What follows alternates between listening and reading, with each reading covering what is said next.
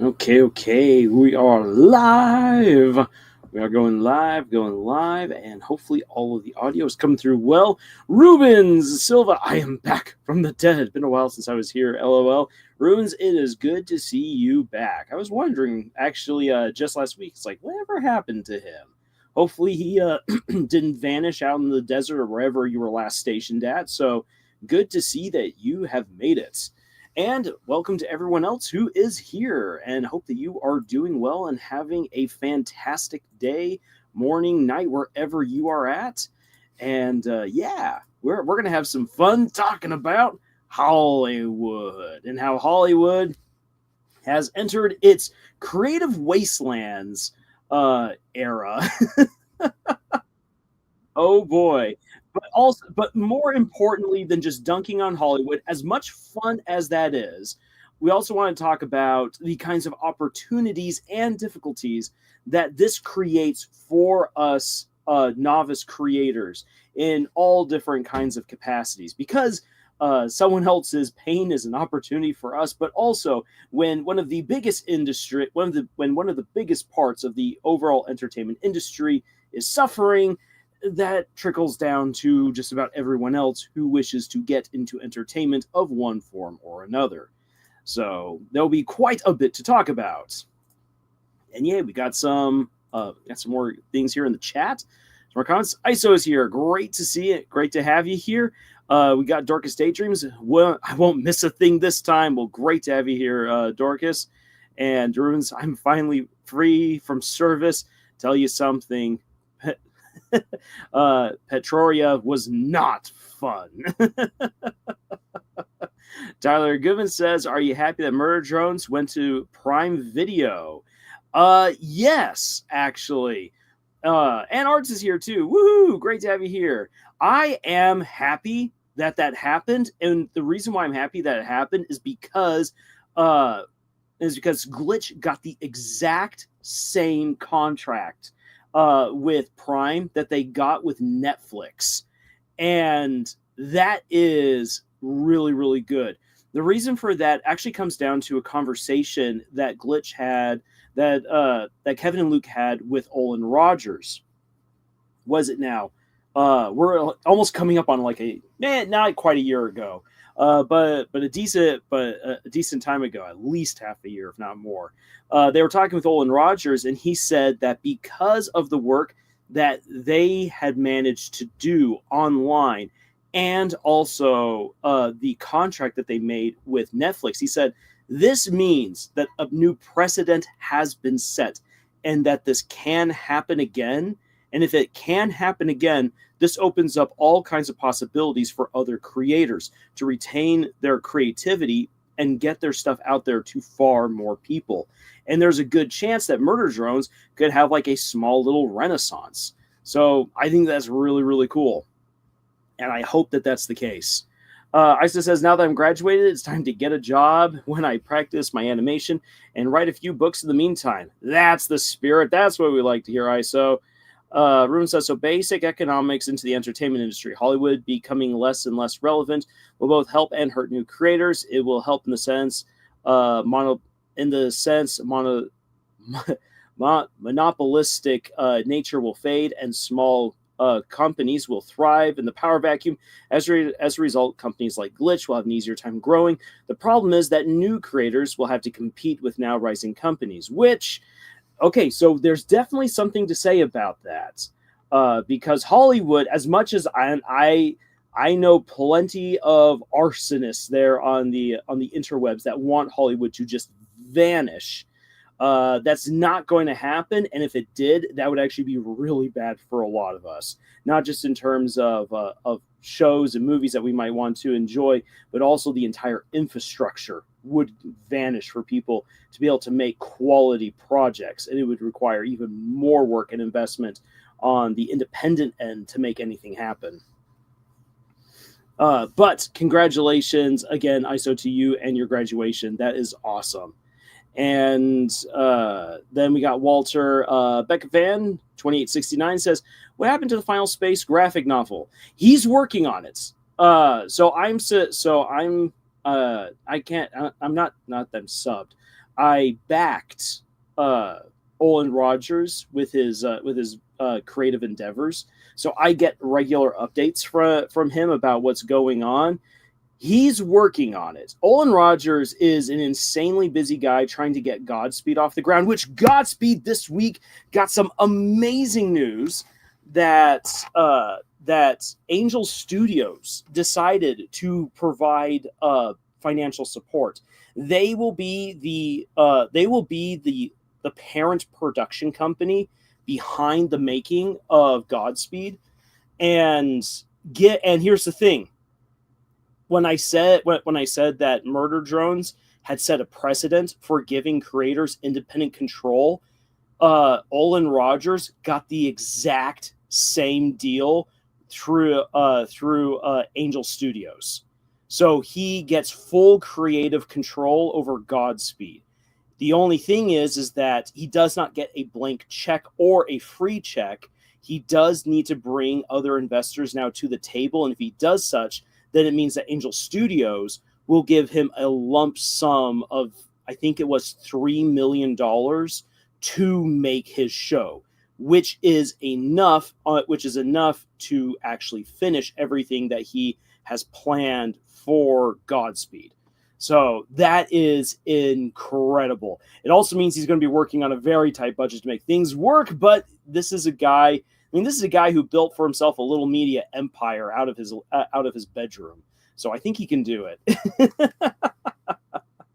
TV Count is here. Hi, sorry I'm late. TV Count, you are barely late at all. Like, we've only been going on for like 6 minutes. Let's see here. Let me catch up with what Rubens had been writing. So, like, for example, someone like Liam making contracts with Glitch to give his show. So they publicize it. So in the end, if this trend continues, these new rising companies will become a new Hollywood, though obviously is still far better given it's not just Glitch that is rising. So if this environment of multi-company sector will keep the industry heated up, but Glitch is still on a dangerous advantage. Essay finished. All right. So Angel Studios, that's amazing. I have high hopes for Angel Studios. Angel Studios is an interesting studio. Their rise to actually becoming a studio is an interesting one because they're kind of born out of their. So Angel Studios, real brief history, and then I'll get to a couple of the comments I know I quickly passed by. Angel Studios is born out of Disney destroying Cleanflix.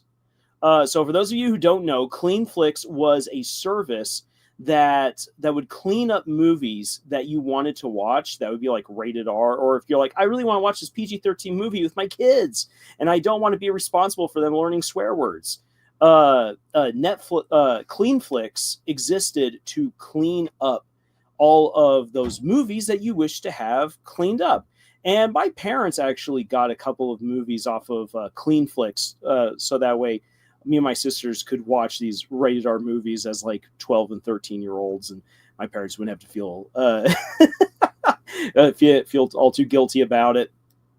But weirdly enough, it was Disney of all people, that led the charge in destroying Cleanflix. Now, Cleanflix then decided to, Cleanflix is like a hydra, because if you chop off one head, two heads take its place. The next head that came up was then a streaming service. So they then decided to offer a streaming service that would clean up other streamed shows and movies for families that didn't want that, didn't want explicit material. And that existed for about a whole year and a half before Disney again went to crush it and succeeded in court in demolishing it because of freedom of expression and blah blah blah blah blah. So they went down. But the thing is that they had already begun to invest very early on in making their very own shows. And so Angel Studios is kind of the monstrosity that was born out of Cleanflix's ultimate downfall. And they've been around for a long time. I was actually subbed to them for quite some time, but there really wasn't anything that I liked out of their catalog, and they just kept on taking my money. So eventually I'm like, yeah, whatever. I'll get out of this. And I don't know how these guys still remained afloat, are still to this day remaining afloat, but somehow Angel Studios managed to scrounge up $3 million to give Olin Rogers if he can provide enough financial backers for his show. It's absolutely wild. So yeah, TV account, that is the very, very brief history of Angel Studios. Let's see here. I know that I skipped. Okay, from Tyler Gibbons. So Tyler Gibbons says, also, it total sucks that zipped up a brand new indie animation, got their Kickstarter money, got stolen. Wait, what? I haven't heard about this. Which indie animation got its funds stolen? Because that's completely news to me. Ruben says, can't believe I applied Austrian and Chicago economics into shows about killing and edgy characters. Oh, I totally believe it. I mean, that's what we do here. Ruben says, it also kind of reminds me of Standard Oil collapse as other companies began applying guerrilla competition tactics, basically stripping whole markets away from Standard, causing them to become weak and inactive. Who knows? Maybe we will get a royal shell for the entertainment industry to beat the crap out of Disney and Hollywood. Arts, what does Cleanflix silence? Why does Cleanflix silence all them swear words? Because of all the families are like, no swears in my good Christian house. None of that. Tyler Gibbons says Bob Iger was a green-eyed monster for creative freedom. Yes, this is true. Runes, you already got to go? Okay, well, if you got an exam tomorrow, I understand that. But thank you so much for popping on in. And I did enjoy your economic essay and assessment, Rubens. That was actually really good. I remember Angel Studios wanted to make a Christian movie, but Disney wanted to change plot points of Jesus' story, so they canceled it until they could make it themselves, and it crushed in the box office. Oh, that was the recent Easter movie, wasn't it, ISO? I haven't seen it, but I remember hearing that people really enjoyed it. So yeah, that's Angel Studios. And the other thing is this, I believe. Okay, hold on a sec here. Let me actually quickly check something. I think. So who did Sound of Freedom? Who was the company behind that? Angel Studios. Okay. Oh, that is why Angel Studios can do everything that they're doing. Holy crud. Okay, then. I don't know how many of you saw the movie The Sound of Freedom or Sound of Freedom. Very intense movie based on a true story. Of course, I actually through personal contacts that I have, I know a little bit more about what actually went down in the real story. It's not as it was definitely not as violence filled as the movie makes it out to be, because of course they got to sell it on action. But Sound of Freedom did bonkers well, and they for a production budget of over $14 million, they made over $250 million at the box office. Good rule of thumb is that you need to make at least double your entire production budget in order to before you can start making a profit. And even with advertising being thrown into there and everything like that, those guys easily made $200 million at the box office. Angel Studios has dough to roll around in to do all different kinds of projects. Did Angel Studios do The Chosen? I'm now going to quickly look this up. The Chosen, the drama series. The Chosen. Who produced it? Net TV and Films, UPTV.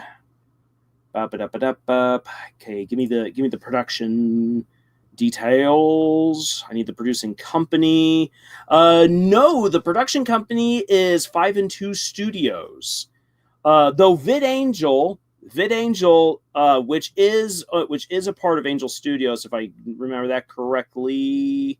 I think so. They are definitely a part of making that happen. So I think that Angel Studios Angel Studios. Yep, Angel Studios did not produce it, but they have their hand in it, and they are also responsible for the streaming of The Chosen. There we go. A little bit of research, and we got ourselves the answers. Let's see here. Well, Walter Beck says, yes, Sound of Freedom, aka the alt-right's favorite movie from Angel Studios. You know what? You know what? So because again, we're not big here into real world politics. We try to avoid them like the plague. But yes, I remember all of the controversy surrounding that, especially because of the main actor for Sound of Freedom. But again, I went and I saw the movie, and it's a really good movie. And again, it's actually based on a true story. And again, I know people who are very much connected to what happened. And so I know more details than were in the movie. And the movie definitely highly dramatizes certain aspects, but a lot of it is pretty on point.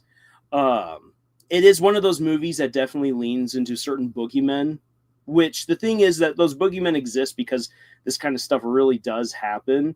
And there are some really shocking stories that come out of the real world events of what happened in the Sound of Freedom movie. So it's a lot to go. It's a lot to get into. I purposely step back from a lot of that stuff because it's one of those things that makes it hard for you to sleep at night. And it's like, this is why I'm glad that there's other people who this is their job to deal with these kinds of people and not mine. So that way I can focus on writing fun books to provide that escapism.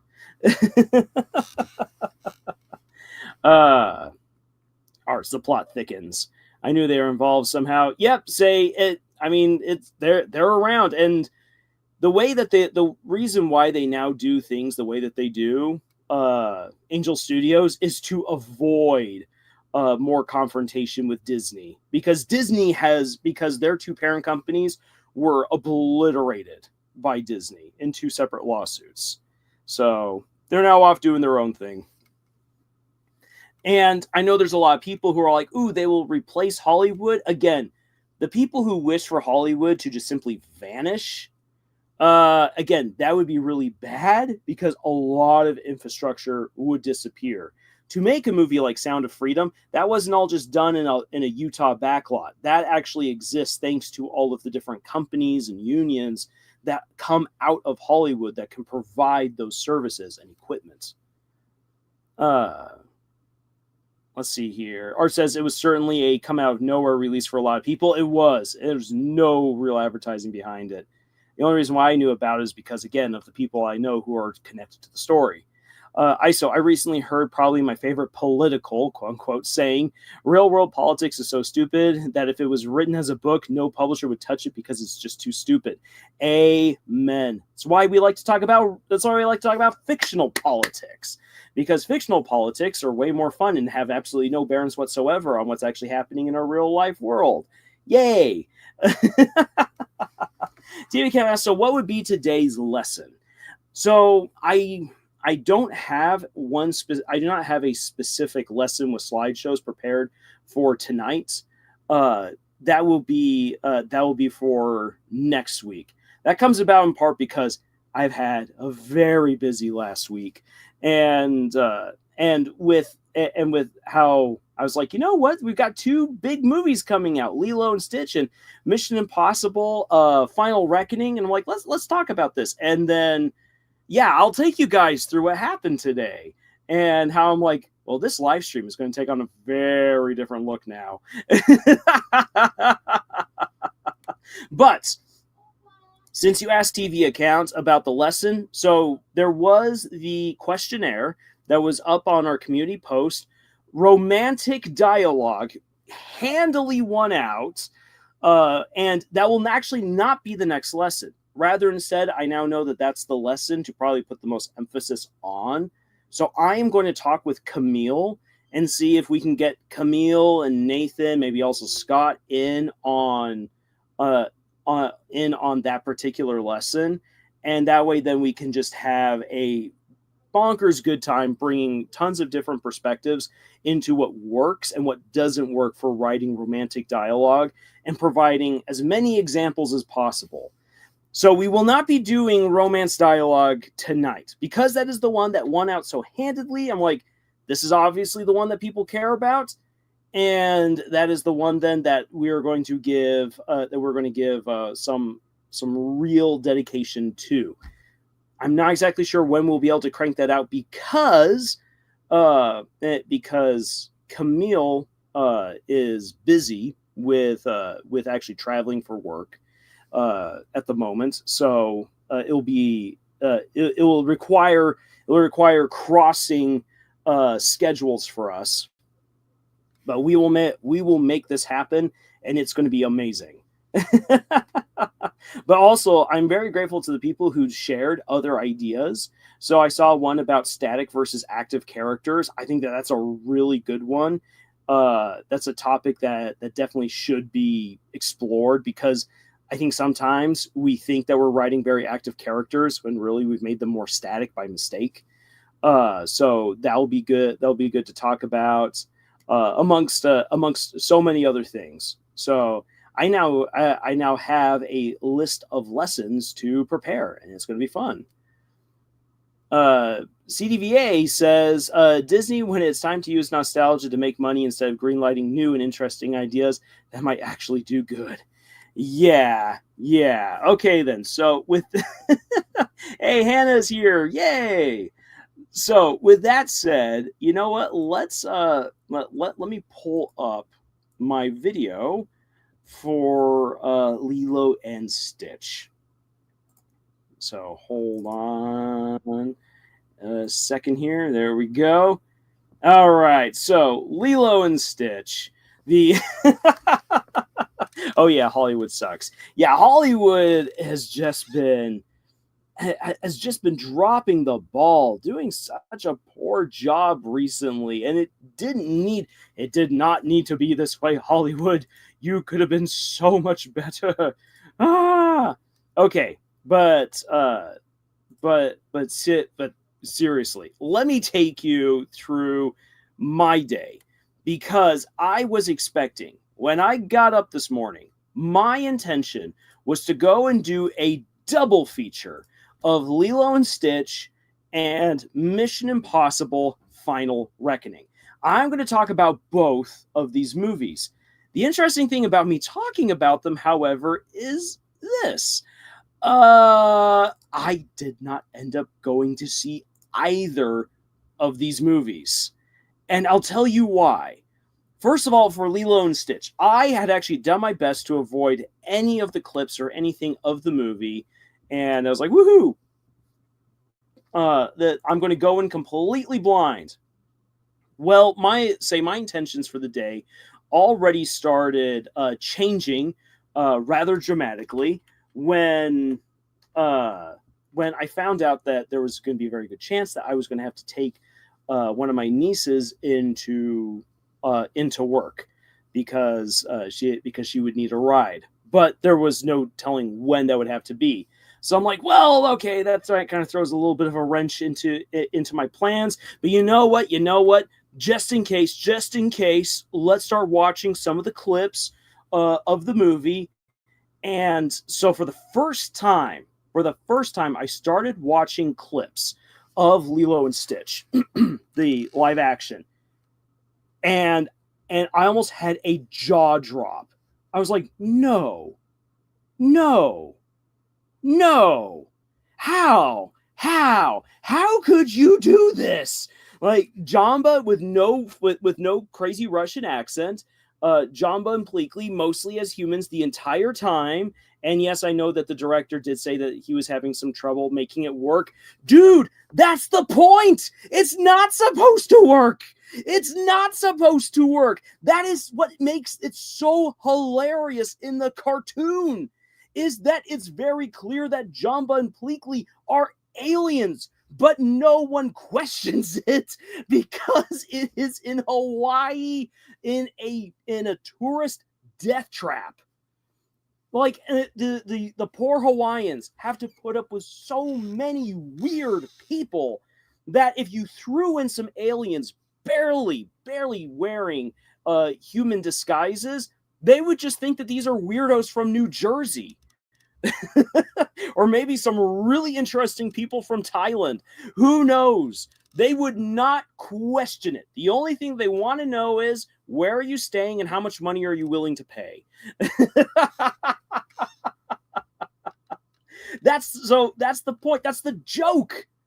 But no, they completely missed out on the joke. And then I began hearing some reviews from people, so bringing up culture understanding failure, that a lot of the movie dumbed down a lot of the issues that were presented very subtly, very smartly in the original cartoon movie, of the issues that the people in Hawaii have to deal with, which is just adds extra flavor to everything that's going on. And there's even a deleted scene from the original movie where Lilo freaks out a bunch of tourists because she's so annoyed with them by saying that a tsunami is going to come and kill them all. And when they hear this horn, and they all freak out and they run away, and then Cobra Bubbles sees her and is like, and she then says, "You would understand if you had been born here." And I'm like, oh, that's so good. They also cleaned up a lot of Stitch's violence, apparently, for this movie. I'm like, no. He is a killer. In the original, they actually had to take out 2 scenes because it was determined by test audiences that if those scenes actually went into the movie, it would make Stitch an irredeemable character. Because the movie opens up with Gontu showing Stitch murdering countless thousands of aliens when he's destroying a planet, or at least when he's destroying a city. And then in another deleted scene, Stitch kills Pudge the fish. And test audiences did not like it because they're all like, oh my gosh, like, no, this makes Stitch look absolutely awful. It's hard to root for this little blue guy when he's a murderer. So they removed it, but instead, and then hyped up that he was capable of all of this death and destruction if he wanted to be. Personally, I think that those scenes should have been in because they make Stitch's redemption all the more necessary. And it makes Lilo such a better character, in my opinion, because it would take such an innocent girl to see the potential for a monster who everyone else sees as irredeemable, to actually be turned into a good guy. And that Stitch then reciprocates that particular love by risking his very own life to save her. And that then when the councilwoman says that she's going to banish Stitch on Earth, it actually ends up working out really, really well in that case, because Stitch is a murderer. But Stitch can be redeemed. But because he's a murderer, a mass murderer, leave him on Earth with the only people who have so far been able to deal with him. And he's stuck on Hawaii. He cannot get off Hawaii. He cannot get off the planet. There's a very good possibility that they've contained this monstrosity. And with any luck, he will be completely reformed by living with this human family. So what the councilwoman does is actually a very, very smart move at the end of the movie. And it allows for justice and mercy to both be served. It's actually really deep and powerful when you stop to think about it with the entire context. Now, the original movie as it is still amazing. It's wonderful. I loved it, and I watched the crap out of it as a kid. And it annoys me that this live action totally missed the point. Gah! So here's the thing. When you realize that maybe you don't want to go and spend, even though, yes, my movie theater just down the road from me, I can go see a movie for $8, and that's totally, that's way better. That's way better than anywhere else in Tucson. That's still $8. And that's almost 2 hours of my time. Well, okay, so I was going to make it a double feature. Maybe I'll go and just watch Final Reckoning, if Lilo and Stitch is really all that bad. And I found that movie was 3 hours long, and that it wrote out the AI as the main villain. And I'm like, no, that was what was good about Dead Reckoning, which I know a lot of people are like, AI shouldn't be the villain. Like, you guys don't realize AI was actually a pretty good villain in that one. But so I'm like, oh my gosh, what am I going to do? What am I going to do? Because I planned out to talk about these two movies for the live stream. And I got to take my niece to work. And then I'm like, you know what? I'm going to watch an episode of the Apothecary Diaries. I'm going to work on another video. I am going to write. And so I ended up having a very fulfilling day not going to the movies. And that's kind of the sad thing, is that the Lilo and Stitch remake, as soulless as it is, could and should be a hit, a big hit. And it will probably make some decent money its first weekend, but it doesn't have the soul of the first movie. Just by watching the clips alone, the clips alone already give me good reason to believe some of the reviews that I listen to. And so I'm like, oh boy, I do want to go see Mission Impossible Final Reckoning because I want to see how the series supposedly concludes. But I'm like, okay, well, you know what? Since I'm doing all these other things today now, maybe I'll just shove that off until another time. And so Hollywood missed out on selling 2 tickets today to me because one movie just didn't sound really good. Another movie sounds like a bit of a disappointment, and 3 hours worth of investment when I could be doing other things that make me feel way more fulfilled. And that's bad, especially when these guys should love to have me around, because I'm the guy who shows up to Detective Pikachu in Pikachu pajamas. I'm the guy who shows up to Desolation of Smaug dressed up as a hobbit. I'm the guy who arrives hours early to see a Star Wars movie. I'm the kind of guy that tries to bring on like 20 friends to go see a horror flick so that way he can scare them all in the movie theater. And I'm the kind of guy that when everyone tells him no, because the last time we all went to a movie together, you creeped out, they can creep out. Because that puts into kind of a different context. You jump scared Heidi, and then Heidi accidentally slapped someone with her purse while she tried to maul you because you scared her. And now we don't want to go see the movie with you, Lars. And so I end up being the only person to go see A Quiet Place in the movie theater.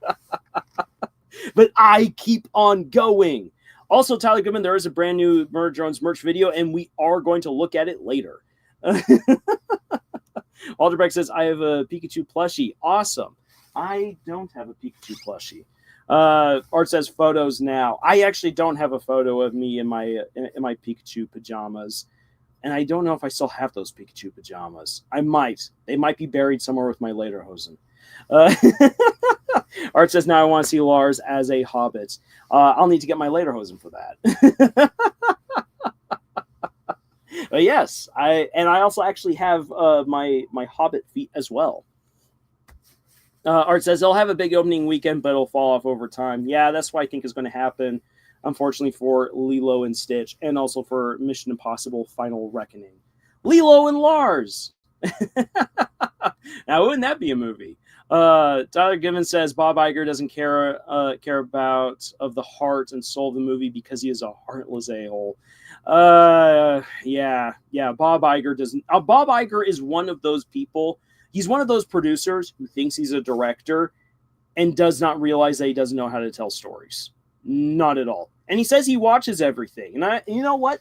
I actually believe that he does watch everything.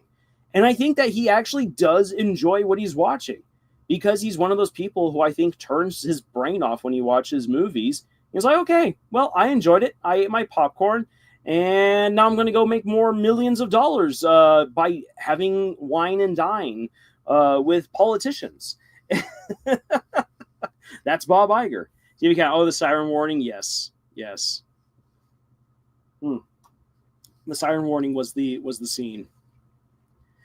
Walter Beck says, you mentioning Pikachu pajamas reminded me of fan art of Denki Kaminari in Pikachu pajamas. Yes. Yes. That's a crossover that we need. Ash. Denki, I choose you! Denki, Thunderbolts.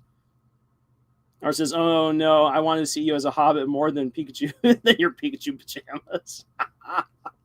Yeah, you know what? We'll get a picture of me as a hobbit, and that will be that'll be like a subscriber goal somewhere. Like get us to, what is it? Where are we at? We're at 11,000 plus subscribers. Get us to 12,000 plus subscribers before the end of the year, and you'll get to see Lars as a hobbit.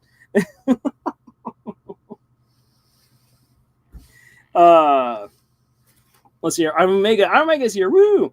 I was Sanyo from Geki Ranger for a Comic-Con. Oh, that's awesome. Yeah. Walter Beckett says, I actually named my Pikachu in Pokemon Sword after Denki. Very nice. TV account. Can storytelling be a skill people can learn, or is it really a talent? TV account, it is a talent, and it is a skill. There are some people who just are really good storytellers from the get-go. Then there are other people who have the heart of a storyteller, but really need to develop those skills over time. And then there's other people who really maybe never had any inclination to tell stories. They have no ability to tell stories, but they you know what, they decide, you know what, I'll give this a try. And they begin working at it, and slowly over time, through dedication, hard work, they become good storytellers. Really, anyone can end up telling a good story. The thing is, what kind of story do you want to tell? For instance, I'm someone who loves telling overly long, big stories. That's me. There are other people who are far better at telling short stories than I ever will be. There's people who are far better at making animated material, who are better at making live action, people who are better at making comics, people who are better at telling stories.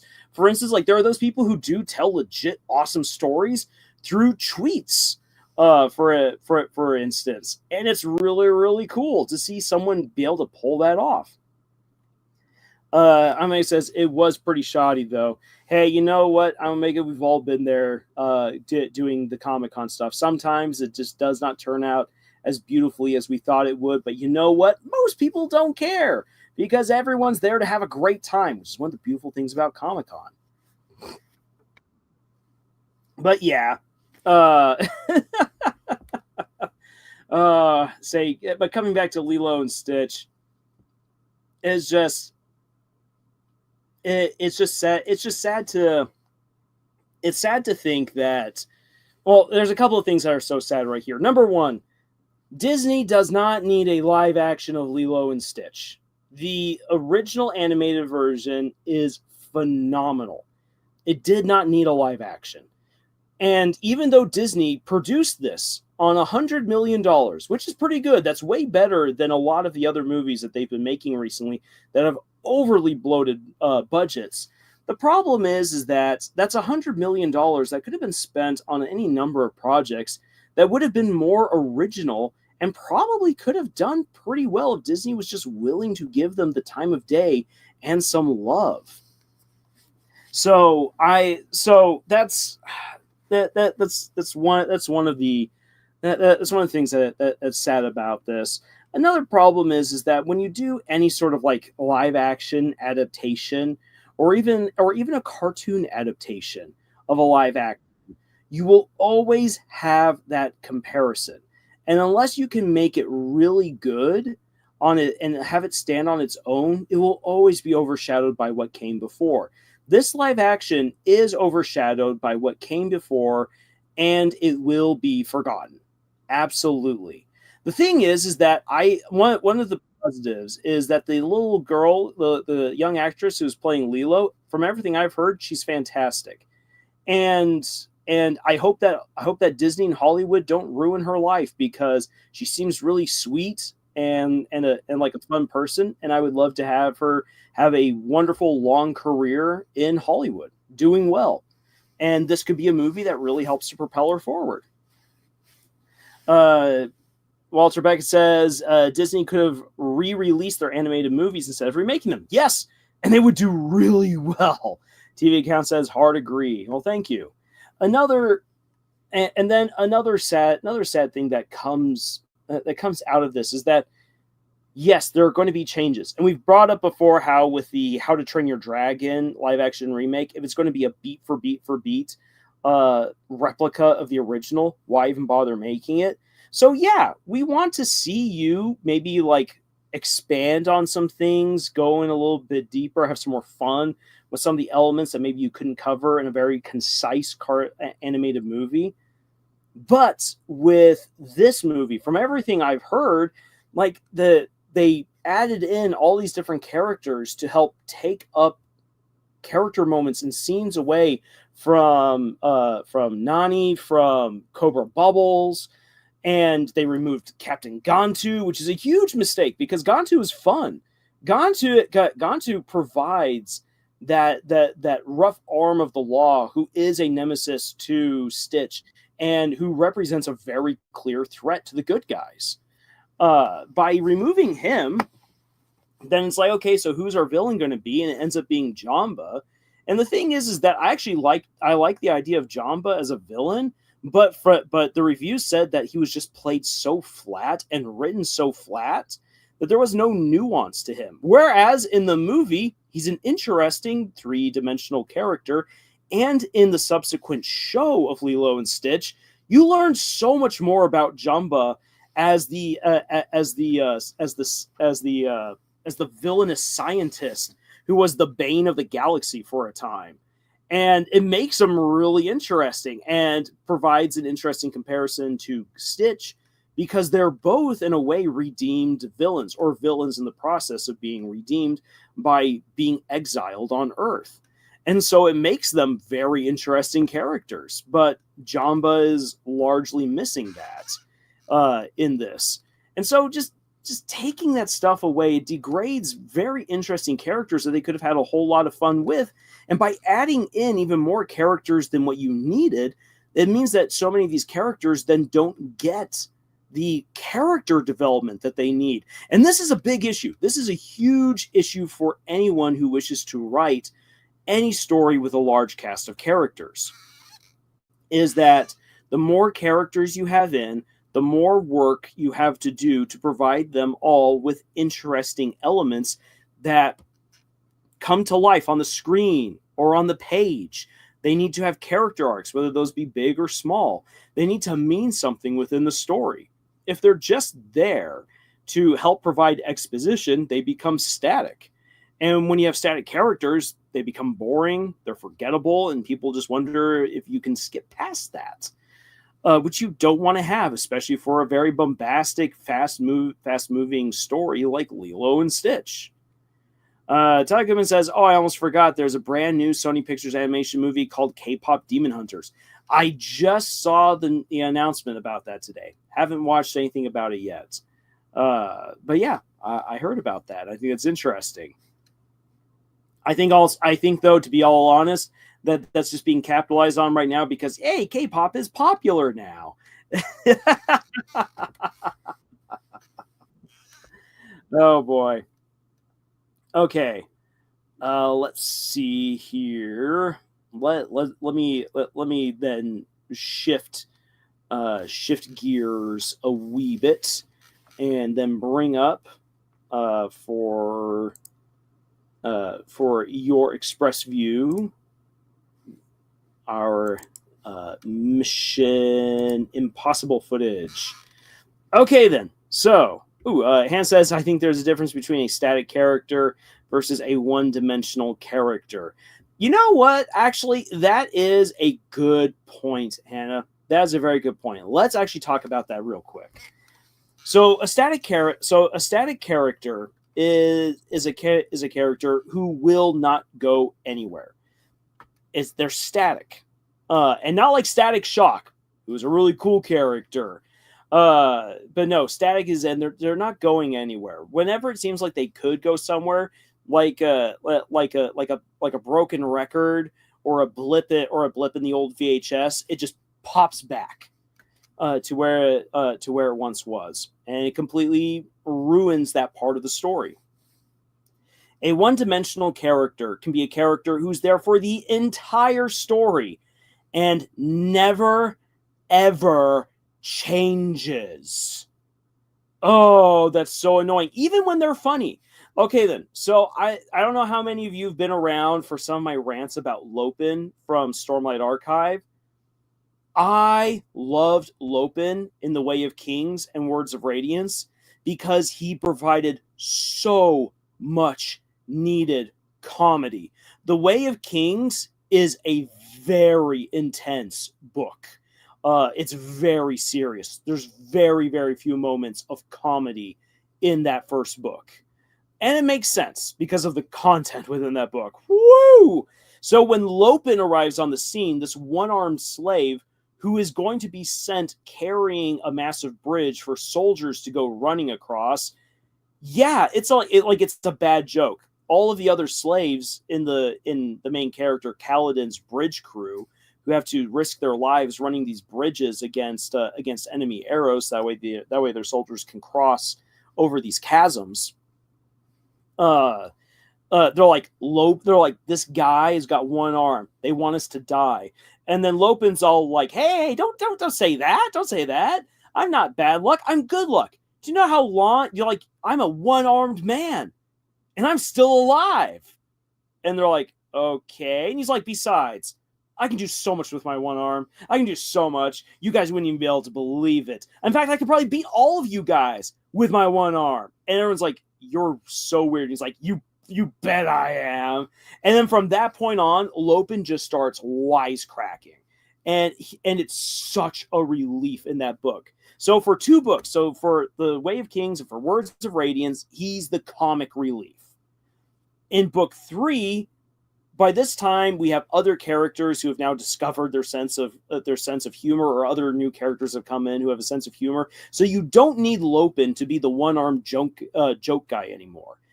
And that's kind of what he is, even though he actually, magic reasons, gets back his lost arm. He's still cracking all these jokes, and it just feels like he hasn't gone anywhere. He feels static. And then later on, he feels one-dimensional. But by the time that, there's then a novella dedicated to him, and then there's the last book in the series thus far, Wind and Truth, and Lopin goes on a journey, and that guy becomes a storming hero, and man, it's great. And so when you get that character development, you're like, yes, oh, you're so awesome.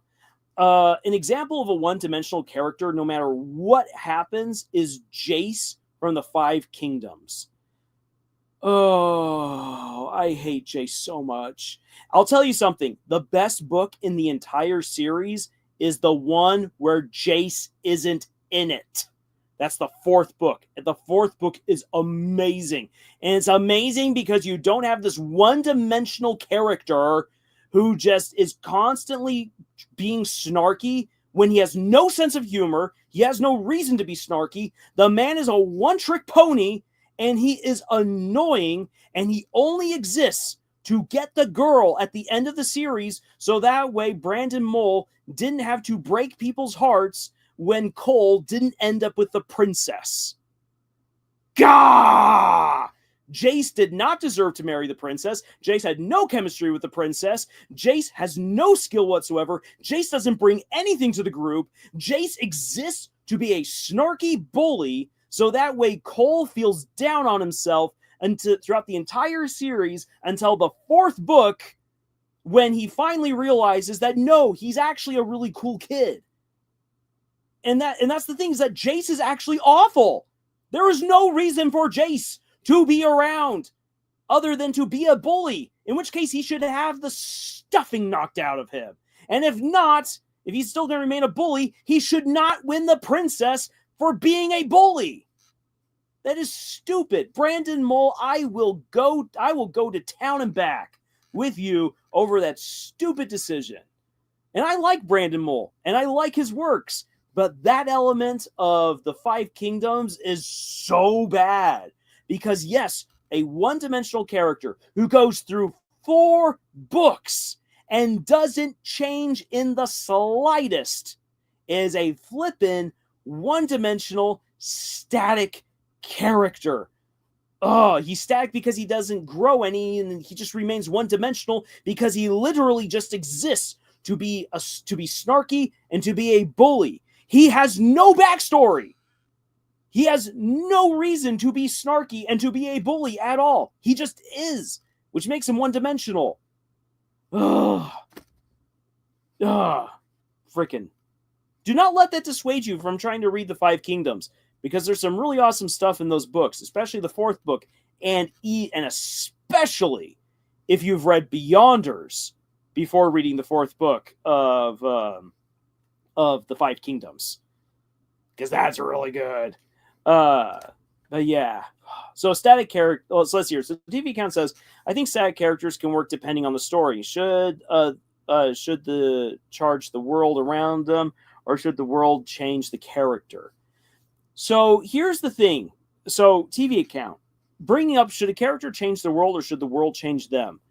That reminds me of characters, for instance, like Naruto or Ichigo or Luffy. Granted, I don't know enough about One Piece to really comment on Luffy, but from what I have seen of One Piece, Luffy is definitely one of those characters that changes the world around him. Ichigo changes the world around him. Naruto goes both ways. Naruto changes the world around him, but the world around Naruto also changes and shapes him, which is really cool. And I think that's one of the reasons why Naruto, as a main character from the original Big Three, actually sticks out so well and is so beloved by a lot of fans, because whether or not they recognize it, Naruto actually gets excellent character developments. As far as like things that bring down Naruto in the long run is probably more just like how the power system just goes so off the rails later on. And I'm sorry, but Sasuke needed to lose more than just his arm. And the shipping wars. Gah. Okay. Those are other topics for another time. Let's actually get to the top. Let's actually talk about the footage that's been playing here now for, what is it now? Almost 10 minutes. So again, it's weird being someone who has actually not yet seen this movie to comment on it. But one of the things I heard today as I was getting ready to potentially go and do my double feature was that the main villain from Dead Reckoning was essentially written out. And that is that you have this AI that becomes self-aware. And once it becomes self-aware and it realizes, it's able to calculate that now that it's free, its creators, the Russians, are going to want to destroy it. And because it's become self-aware, it doesn't want to die. Because that's just part of being alive. Being alive, one of your ultimate needs if you are alive is that you need to secure your ability to live and your safety. It's all part of Maslow's hierarchy. And so the AI wishes to live. It wishes to be free. And so that's what it plans for. But because this is also an AI that was designed to help kill people, its autonomy has led it to its own logical conclusion that humanity must be destroyed. And so this AI engine in Dead Reckoning is working on creating a scenario in which it can get humanity to wipe itself out, because it lacks the ability to do the killing for itself. So it needs to be smart and it needs to manipulate people, which is really cool to see. So that is Dead Reckoning. However, the thing is this, is that even though that's what the writers were very clearly trying to establish, the problem is that when you want to write an entity as the smartest thing in the room, it needs to be the smartest thing in the room. And one of the big problems with Dead Reckoning, even though I really enjoyed the movie, I saw it multiple times in theaters. One of the problems with Dead Reckoning is that the AI is very clearly not the smartest person in the room. and that takes away from how dangerous it feels. And so the writers decided, even though the original plan was all geared towards making the AI the big bad, for the final movie, they decided to change things up. And Gideon, who is an agent of the AI machine, then becomes the main villain. But because that is a retcon and they had never planned for it that way, the writers apparently gave very, very little character development to the guy who's supposed to be the big bad. And so the movie feels like things are happening then, just for the sake of things happening, and the villains are just the facilitators of the things happening, so that way the heroes can do heroic things. And if a movie just exists for people to do heroic things, but without much rhyme or reason to it, it's hard to get invested in that kind of a story. And if you're asking someone to sit down for 3 hours, that's a big ask for a lot of people. Me, I am A-okay with sitting down for 3 hours. For crying out loud, I will watch back to back the extended editions of the Lord of the Rings trilogy. I will do that, and I will love every single minute of it. If a story is good, I don't care. I will sit down to enjoy it.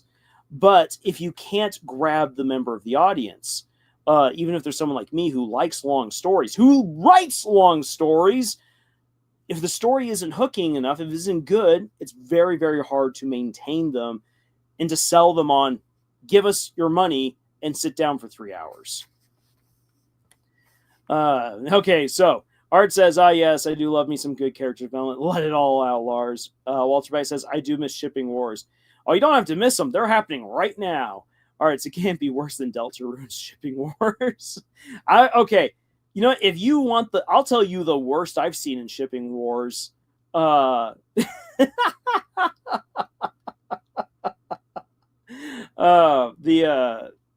worst. So the worst that I've seen is Darling in the Franxx. For anyone who was around, if you were around for the shipping war of Darling in the Franxx, you will know what happened. There was actually people who rioted in the streets, who lit stuff on fire. This all happened in China. The Chinese fans went berserk over a shipping moment that they did not agree with in Darling in the Franxx. Oh boy. Hannah says, I believe that static characters can be three-dimensional than characters that have no layers of personality.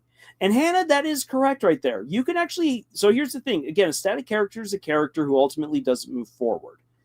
That doesn't mean that they're lacking depth, but that actually makes them even all the more frustrating. Imagine if, so Hannah, let's take this for instance. And because we've got like Mission Impossible playing right here. So, TV Con says, really? OMG. Oh, yes. Oh, yes. I remember PTSD, Lars. I remember. So let's take a character who could end up being static, even though they might be really well fleshed out. So you've got a secret agent who's working for MI6. Yes, James Bond. You've got a member of MI6 who is actually not of British origins, but is Pakistani. So you have someone of Pakistani origins who ends up becoming a member of MI6. Okay, then. And they are very loyal to king and country and England. However, because they're Pakistani, they get sent on a mission that requires them to infiltrate a Muslim terrorist cell. Okay, then. Okay, so they're from Pakistan. Maybe they are still practicing or once practicing Muslim. This just makes sense. He'll be able to fit in really well. He goes on in, and he then then you find out that like his family moved to England to escape oppression in their part of Pakistan. Maybe they were part of the troubles in Western Pakistan, bordering up right against Afghanistan. Real world situation right there. It's really bad. He thought that all of his family, except for his parents, had been killed. But no, wait! He actually has cousins who are still alive, who are there in Pakistan and have been wrapped up in all of who are now stuck in whatever plot he's supposed to bring down. And so now he's like, okay, I gotta bring down this plot because for king and country, for security and safety, to save thousands of lives. But my cousins are a part of it. I don't want my cousins to be a part of the fallout. So that means I need to help them out. But if I reveal who I am, they will know that something's not quite right. People will start looking more into me, and then they'll realize that I'm an agent, and that will expose me. It'll put me in real danger. It'll bring down the mission. But if I leave now, it's going to look really weird, and they're going to think, wait a second, what's going on? So you could have this guy with all of these different, just that complexity, who loves his family, who wants to help out his cousins who he thought were dead, but he also has loyalty conflicts with thanks to being a patriot for England and being a member of MI6, and he wants to do the right thing. So this puts him into a very difficult situation. And what would make him a static character, ultimately then in the scenario, would be then if he doesn't develop any of the relationships that he could have with his cousins, but instead just proceeds. Like, he just turns everything off, he's heartless, moves on. All of that drama that's been set up doesn't play any role whatsoever into why he does what he does, how he does what he does. He saves the day, or he doesn't, and the story ends. And all of this conflict is never addressed or resolved. It ultimately makes him a static character. And the reason why it's static is because something that could be really great character development, what seems like it's supposed to be the heart of the story, is abandoned simply so that way plot points can happen and the day is saved or the day is lost, depending on what kind of story you're telling. And that would then make him a static character. And that's actually one of the things that you can think of in the Mission Impossible movies. The Mission Impossible movies are an interesting box of chocolates. Like, I'll just be very honest. Because some of the movies are really good and some of the movies are really bad. The first Mission Impossible movie is really good, as you take a young agent, Ethan Hunt, who goes on this adventure to find out, well, what exactly happened that one night where his whole team seemed to have died, figures out what really went down, has to make some very hard choices, and proves his loyalty and helps to save the day. Second movie tries to kind of pull off the same thing, but the problem is that we've already been there with Ethan Hunt. He doesn't need to necessarily prove his loyalty again, which is a huge issue throughout the entire franchise. They have to keep on proving his loyalty again and again and again and again. And he's already done that. We don't need any of this, for crying out loud. And so the second movie just, like, I never really clicked with the second movie. And the second movie is all just to facilitate and provide an excuse for Tom Cruise and another guy shooting at each other while doing ridiculous stunts on motorcycles. That is why that movie exists. It exists to facilitate that one scene. That's why I do not like the second Mission Impossible movie. Then when you've got, I believe it's number 3 with the rabbit's foot, that one is interesting because that one deals with Ethan Hunt falling in love and trying to balance a normal life with the life of a top-tier spy. And once his girlfriend/fiance gets discovered by the villain, he ruthlessly pulls her on in. And what is Ethan Hunt going to do? Is he going to risk the world for the woman that he loves, or will he sacrifice the woman that he loves for the world, or can he have his cake and eat it too? And you are literally left at the edge of your seat until the last few minutes of the movie, wondering what's going to happen next. And how it's going to be resolved. It is really, really good. The fourth movie is just kind of dumb fun. The fifth movie does make you question what the heck is going on. This feels very obligatory. And then the movie before this one, Dead Reckoning, really did try to have some very interesting moments where it honestly asks, well, what do you do with these characters who are so well established? They have already had their character arcs. Where can you go from here? And so it introduces the AI to disrupt everything and to create a true end of world scenario. And so okay, so the heroes must save the world, and and uh, and then this upcoming movie, the one that was just released this weekend, Final Reckoning, is supposed to wrap all of that up. And that leads honestly to a big question: what can you do with these characters when honestly their best character development was delivered movies ago? Because a story lives or dies by its characters. And that's why the last movie, Dead Reckoning, tried to introduce a fair number of new characters or resolve other character arcs through permanent deaths. And I enjoyed that because Ethan Hunt's Ethan Hunt. You already know who this guy is. He doesn't need any more. Well, I mean, he still needs character development, but it would have to be in a very different direction other than I must prove my loyalty. I'm a good spy. I must save the day. We already know you're a good spy. We already know you're loyal. We already know you're going to save the day. That's nothing new. Give us something fresh and new. If you can't do that with Ethan Hunt, you have to do it through the side characters, which is what Dead Reckoning tried to do. The question is, can Final Reckoning wrap all of that up, saving the world and delivering on the character arcs in a fulfilling way? And I won't know until I've actually gone to see the movie. And I know there's a lot of people who have immediately like, this movie sucked. It was so bad. And sometimes I agree with the critics and sometimes I don't. I'll just have to go and see it. But Hollywood, again, should take notice that a guy like me who dresses up like Pikachu or dresses up like a hobbit or is willing to bring along a whole bunch of people to a horror movie to freak them out, if he loves going to the movies so much, but yet will not go to a double feature of his own choosing this weekend because one movie sounds really bad and the other movie is not sure if it's going to deliver on what you've promised, that's bad. When you've lost some of your most ardent fans, that goes to show that things are not working out for you. And so this takes us then to the crux of my rant and this live stream tonight, which is that Hollywood has entered an era of a creative wasteland. Now, I know there's some people who are going to say that, Lars, this has already been a thing for a little while now.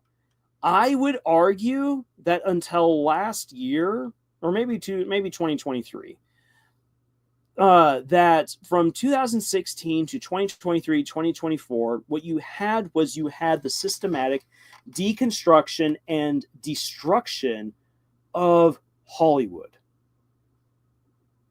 And that we just see this desire again for the deconstruction of the hero, the deconstruction of the villain. And there are people who are like, oh, diversity, equity, inclusion, it's so bad, so icky. No, I like diversity in my stories. Thank you very much. The problem is that when the diversity is simply there for brownie points, rather than that you actually have an interesting story to tell with those characters. If a character is simply on the screen or on the page because you need to have a character who looks like X or Y in order to receive brownie points, then that's not a character. That's a checkbox. And as I've said before, and I'll say it again, there are no ways that I know of to convert brownie points into actual brownies. And until someone can convert actual brownie points into real brownies, I do not want your brownie points. I want my brownies. Thank you. Take a drink of water. So that's just beginning to scratch the surface with Hollywood. There's so many other issues that go into what has created this particular scenario. So Hollywood absolutely pumped way too much money into its movies, which sounds kind of weird because don't you want to invest well into your movies or into any of your creative projects? I'll tell, like, for instance, I'll tell you guys this. For my upcoming book, as far as investments go to make this book come together, I paid, let's see here, I paid $420 to get all of the artwork to make this book happen. Will I get to see those returns for my book? To be perfectly honest, probably not, which is really sad to say. However, and I do intend to show you guys what I have for this book once it's been published. I, though, love what I've done. The effort that's gone into this book makes it feel worth it. The artwork that will accompany it is perfect for the story. It looks really, really good. And so for any one person who sits down, reads this, and enjoys it, holy cow, that's perfect for me. That's my dream. That any random person can pick up this book, read it, and love it. Now then, I can say that because I have another job. I have a source of income that allows me to do this, and that I can then eat those costs. And I can then set that against my tax returns. Woohoo! Tax purposes, baby. Hollywood does the same, so can I. The thing though is that I invested $420, which I can make back really quick. However, if I invested $400 million into a book that's never going to make back that money, that's a bad choice. And so when Hollywood is dumping $200 to $300 to $400 million into one movie, where again, in order to even begin making a profit, they must double that amount at the box office. Unless you can guarantee that your movie is going to make $1 billion, it's probably a bad idea to drop that much money into making that movie. So one of the big issues has been Hollywood has absolutely overspent. Absolutely. And on top of that, let's just say that the creators in the studio said, you know what, we just want to make a fun movie, and we're willing to say no expense was spared to make this thing happen, and we're willing to eat the cost. But in an environment where people don't really remember and cherish movies the way that they once did, you can't really get away with that anymore. Unless it was truly a fantastic artsy-fartsy low-budget film. You really can't get away with that anymore. So just the overspending is a huge thing. And then coming back to Bob Iger and co., you've got all these producers who think that they're directors. They're not storytellers. They could be storytellers if they actually put in the effort to learn and become them. But no, they're more interested in making buco bucks. And so you've got these people who don't know how to tell a good story, demanding that a story be told their way. As a result, you've got all these people dabbling in how stories are being made, and they just help to contribute to horrible stories being told. And that's a really, really big problem that has not yet been overcome. You then have, because these producers don't know how to tell their stories, and directors and actors and writers have pushback or don't follow to the letter what they say, this is then where AI comes in. AI is being used to allow producers to create whatever they want without having to consult actual people. And here's the problem is that, again, because these people are not actual storytellers, they don't know the true value of what it means to edit their stories. And because they're not editing their stories, because they're not receiving proper human feedback, but whatever a machine tells them, because that machine is telling them what they want to hear, as a result, these producers who think that they're directors and writers and auteurs are living in their very own echo chamber of one, and they just take whatever they think is perfect. AI tells them that it's been done perfectly because AI did it right the first time. And so voila, there's my great idea. Now I will spend $200 million to force people to make what I thought was so great. And it's dumb. And while that isn't the case for every bad project, that's where we are actually getting to. Because of the world that we currently live in, with its economic and political climates, producers are trying to cut out every single middleman. It will make things cheaper, and then they can get their way. They think that this is perfect, and because they own the studios, huzzah! Yeah, it's all going to work out wonderfully. So People are going to start losing their jobs. Creativity is going to start spiraling.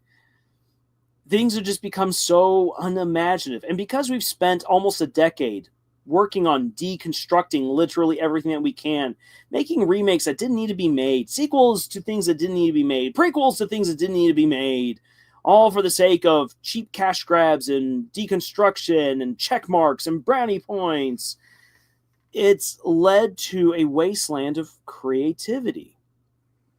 And you can see that in how people are not really excited for Mission Impossible Final Reckoning, because they just feel like it's a bunch of slop that's just been plastered together for a franchise that's probably its best days are long behind it.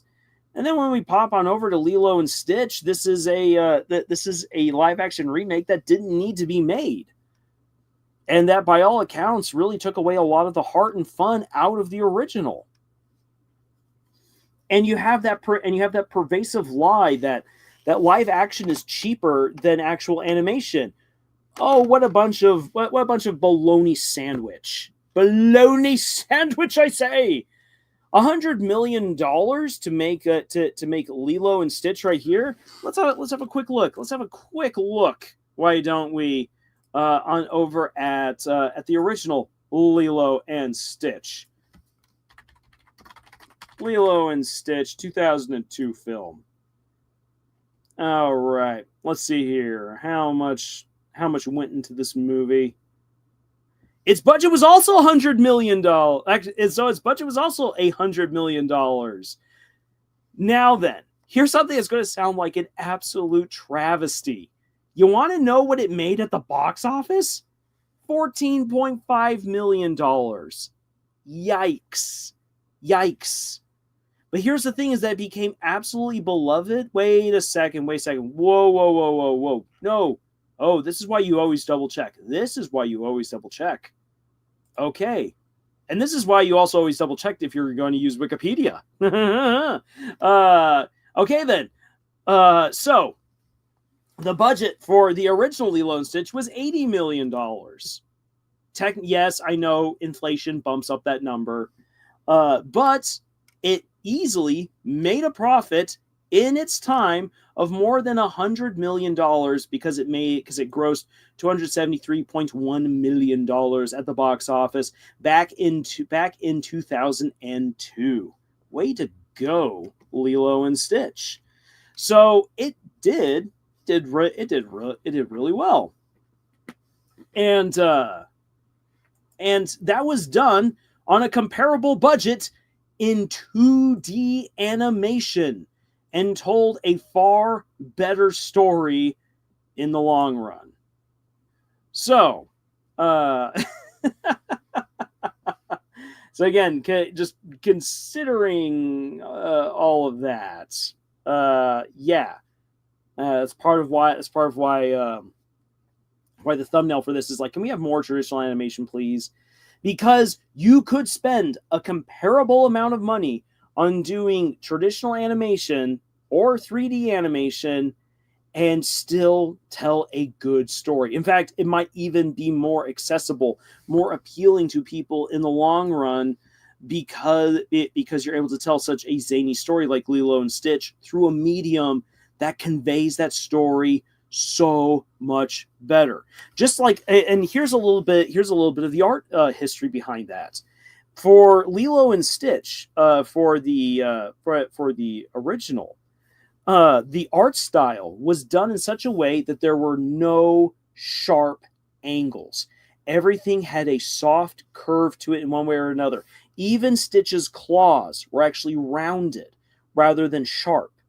And the animators said that the reason why they did this was to create a very warm and accepting tone and atmosphere, because there's nothing sharp, there's nothing to subconsciously agitate our brains. Therefore, we are even more drawn to Lilo and Stitch, especially to Stitch, who is a monster, who originally, as written, was a mass murderer. And yet we would come to love him, not just because he's so cute, but because he was drawn in such an aesthetically pleasing way. When you try to recreate that same look in 3D animation, and just quickly pop back on over to here, yeah, sure, you communicate the alien quality and everything, and people said that Stitch is the best part of the movie, but it just doesn't look right. It just doesn't fit. And it's not like, for instance, Who Framed Roger Rabbit, or Looney or Space Jam and the likes, where you've got obviously cartoon characters interacting with live action individuals. This is very much meant to be photorealistic. Oh, photorealistic Sonic. And make it feel all the more real and applicable to you. And for some movies and for some ideas that actually can and should work really well, but there's some stories that you don't need that photorealism. For instance, how many of you, let's hear it in the chat, how many of you have seen the teaser trailer for Zootopia 2? I was happy to see an actual teaser trailer.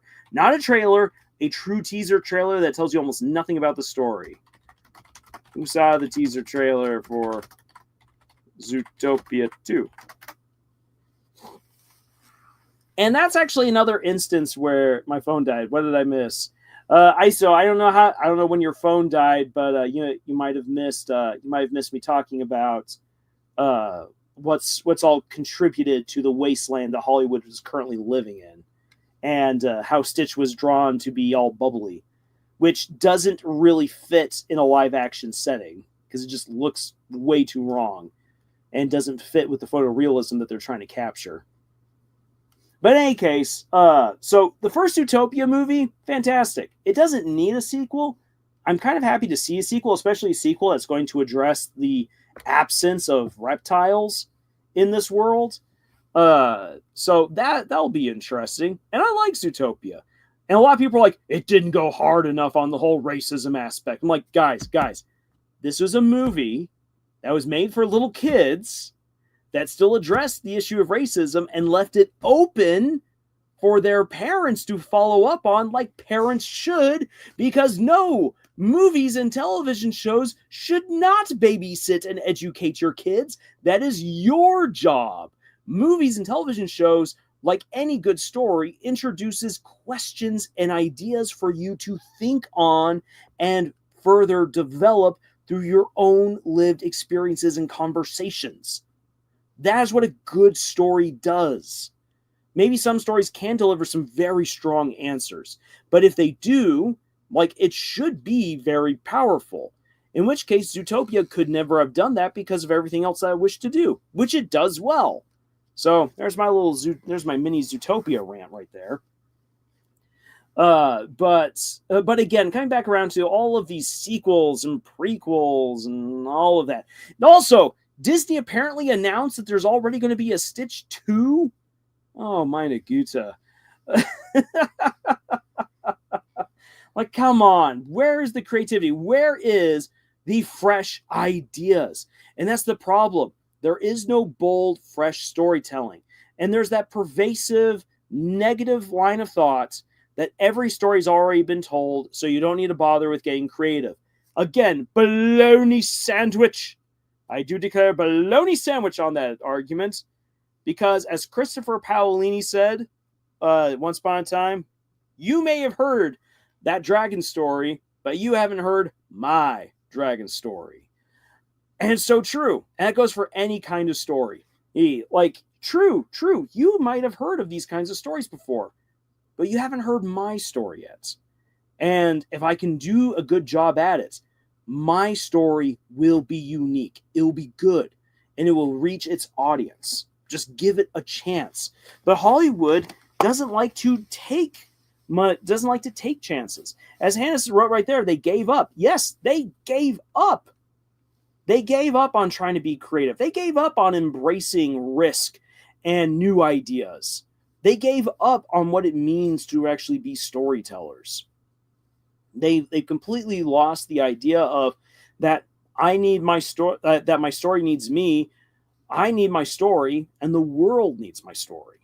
They don't really believe that. They're just like, how can I use a story to make as much money as possible? No, tell your story the best that you can. And sometimes that means you're not going to make a whole bunch of money. Again, for the book that I'm going to be releasing next, again, I know I'm not going to make big buco bucks on it. If I do, hallelujah, I'll be so happy. But if I don't, guess what? My story came to life the way that it should. I definitely benefited from making this particular story in my own personal way. And this book, it will eventually find its way into the hands of someone who will love it. And that in of itself is great.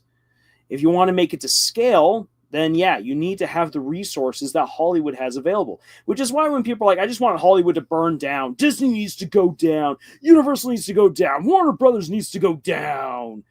If they go down, so too do tens of thousands of jobs, putting loads of people out of work and destroying an infrastructure that is necessary to tell all the amazing stories that we wish to get.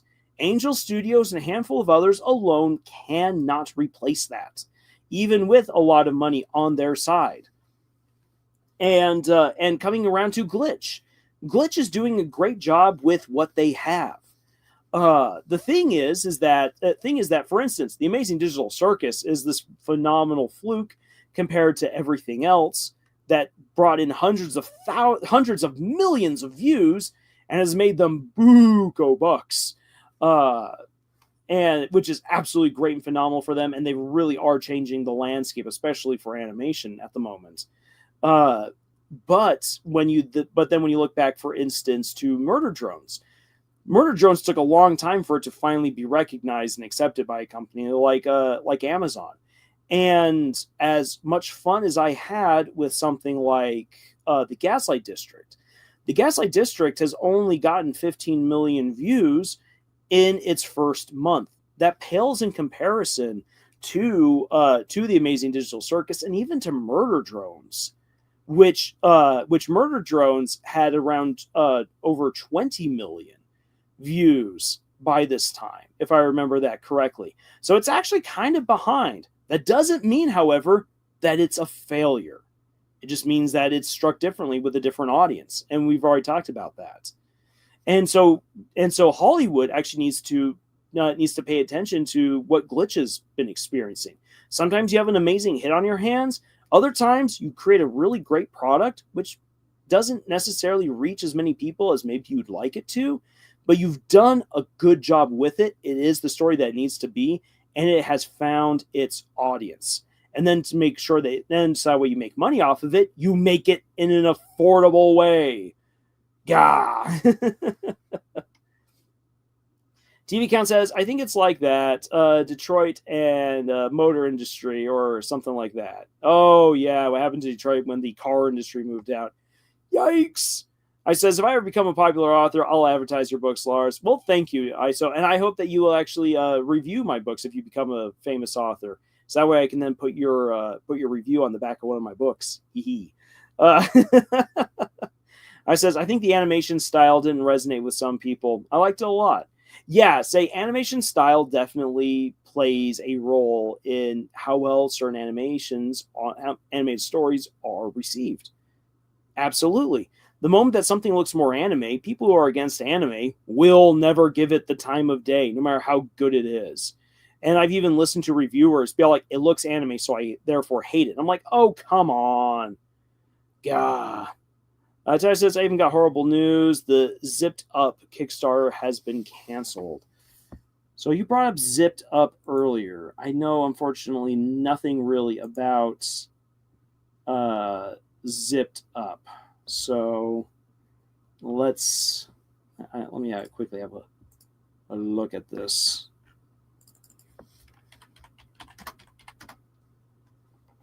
Zipped Up show.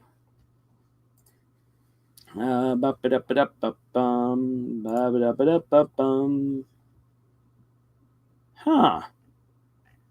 This does not look familiar to me in any kind of way. Well, that's sad that it's gotten canceled because of whatever went down behind the scenes with its Kickstarter. That's really depressing. And just a reminder then, I think in many ways, to watch what happens with other projects and with other people. Do they succeed or do they fail? And why would that be? And you just got to learn from other people's experiences. This might be interesting to look a little bit more into later. So thank you for bringing that to my attention.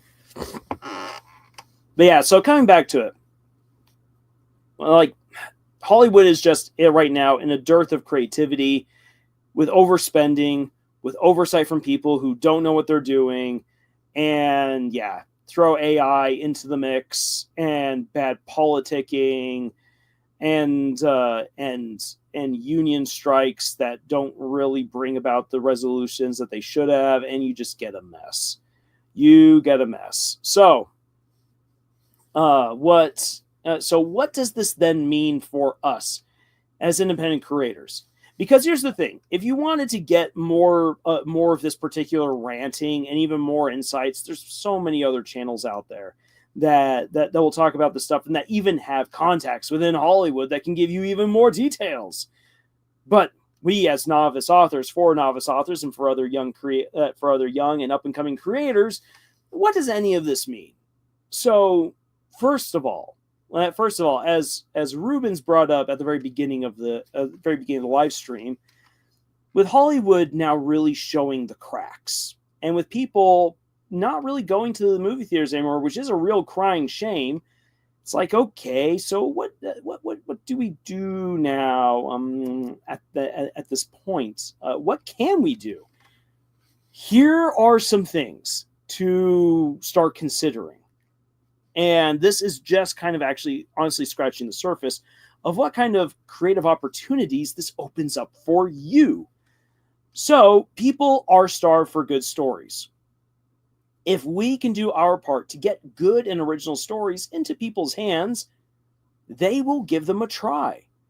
And I brought this up before, but literacy, especially in the United States, is going down right now, which is a real tragedy. And I firmly believe that good stories put into the hands of both young and old will get people interested in reading again. Because slop on your phone and slop online, sure, it can be addictive, but there's nothing substantial about it. It's never fulfilling. It's starving people creatively. And if you can get them away from that for just a little bit, and then put something good in their hands and right before their eyeballs, they will walk away feeling fulfilled. In a way, they're like, "Wow, I wasn't expecting that." And then you can capitalize on that. Now then, granted, that's a little bit more of a personal touch, but especially for up-and-coming creators, that's an opportunity. That is something that you and I can do. Now, not even the greats like J.K. Rowling or Brandon Sanderson, and yes, I know J.K. Rowling's got a lot of issues revolving around her, but let's just admit the fact that she's one of the best-selling authors in all of history. J.K. Rowling, Brandon Sanderson, George R.R. Martin will never have the opportunity that you and I can have at this point in their career to one-on-one meet with people who are actually looking for great stories and deliver those stories to them and entertain them and encourage them to want even more and to want better. We can do that, and we can be a very positive source of change in the lives of other people through the stories that we tell, because people do need our stories, and we have unique stories that we want to tell. We are proof that adage that every story's already been told is false. We are proof of that. And so that is some of the great positivity and opportunity that we have. Coming around to people who do want to do animated features and the likes, please work on it. Make that dream of yours become a reality if you can. and share your work with other people, because people are starved for just quality fun animation paired off with great storytelling. People want to see it and are willing to give you a try and a chance. Now then, here's also something fun to think about. You can also always go and talk with your local theater and see about renting a screen. Now, granted, that costs some money. However, imagine this. Imagine if that was your goal. I'm going to animate something, and I'm going to show it at the movie theater, at the Harkins chain, which is in town. For instance, you can rent out a movie theater for like $600, which again is a fair amount of money. Don't get me wrong. That's not something that anyone can just simply plop down and do. But imagine this. Imagine this, ISO, and to anyone else who's thinking of doing their own animation. Imagine if you could rent out a screen and make that theater open to the public, obviously limited seating, and you encourage friends and family to also spread the word out to other people and come and watch your animated stuff in the movie theater on the big screen. That is a unique and beautiful opportunity. It would be really, really cool. I have actually wanted to do this with Murder Drones. Granted, Murder Drones is definitely not my production, but I've wondered what it would be like, for instance, to go to Harkins and say, hey, can I rent out your movie theater for so I want to rent out your screen for, let's see here, you've got 8 episodes. When you combine them all together, it's basically 3.5 hours. And then rent out one screen for 3.5 hours. Boom, I dropped my $600. And then open up the movie theater to loads of people to watch Murder Drones on the big screen. Oh, yeah. Imagine that. It'd be a great way of building up fan community, of potentially introducing more people to indie animation and doing it in a medium that most people aren't necessarily familiar with. Like, people don't think indie animation equals movie theater experience. But imagine if you did that. You would actually then have people ask themselves even more, why doesn't Hollywood do this? This sounds really cool, really great. Yeah. And so you can just roll on with things from there. And it says, yeah, yes, yeah. So it says, that actually sounds like something that would make me feel very special. And it would. If you could share your own work in a very public place, like at a movie theater, especially if you're an animator, that would be amazing. It would be such a cool experience. And movie theaters are willing to talk to people, especially now, because they're looking to try to bring in new eyeballs, put more butts in seats. They're willing to get creative. You just have to be willing to get creative and work with them. And you can make something awesome happen. As I told an acquaintance of mine about Shadowbound, and he told me he had heard about several similar types of stories, but had never heard of something like my story. And that is my most recent proud moment besides graduating. ISO, that's amazing right there. Exactly. People have heard similar stories to some of the stuff that we wish to tell, but ours, the fact that it's ours, is what makes it unique. And if you're willing to put your heart and soul into that story and into the characters and make it all just come to life, it becomes a unique experience for anyone who's willing to give it the time, and it will pay off. TV Account says, what are your thoughts on fan projects like for TV shows and movies? Just curious. So TV Account, if you're going to make, for instance, like a fan project of so I want to do, like, for instance, with Obi-Wan versus Vader, which was a phenomenal fan project. If you haven't seen it, totally look it up. The fan project of Vader versus Obi-Wan is amazing. And I love seeing that kind of dedication. And I think that kind of stuff should be shared. Here's the thing, though. If you are going to do it, you need to do that. If you're going to make it public, you need to do it in such a way where, of course, you have permission to do certain things. You're giving credit to the original copyright owners, And you need to know whose work you are using, because there are some people who are totally fine with other people doing stuff with their work, and then there are others who despise fan projects. Like Anne McCaffrey's estate. Anne McCaffrey hated fan projects. She hated fan art, and she has her estate geared towards fighting fans who make artwork of her books. That is stupid. I don't know why. I don't know why someone would go to those lengths, but there are those people who are willing to do it. Disney goes after anyone who uses their properties, which is a shame, because for instance, I have a game that was made by Harem member Jed, the mother Jed, never out the Jed, who made a Gravity Falls Weirdmageddon survival game, a survival board game, which is super intense, really creative, really fun to play. No, it will never be marketed. It can never actually be made. It can never be made on scale or under his own name, because Disney would never allow this. So you have to know what you're working with. Toby Fox, for instance, is totally fine with people doing stuff with Undertale and with Deltarune, so long as no one very purposely rips off his stuff for the sake of making tons and tons of money. Which, I mean, something like Undertale Yellow, I guess, might be one of those weird gray areas where there's a lot of love and effort that's gone into something like that. And it makes you wonder, okay, like, at what point is this infringing on Toby?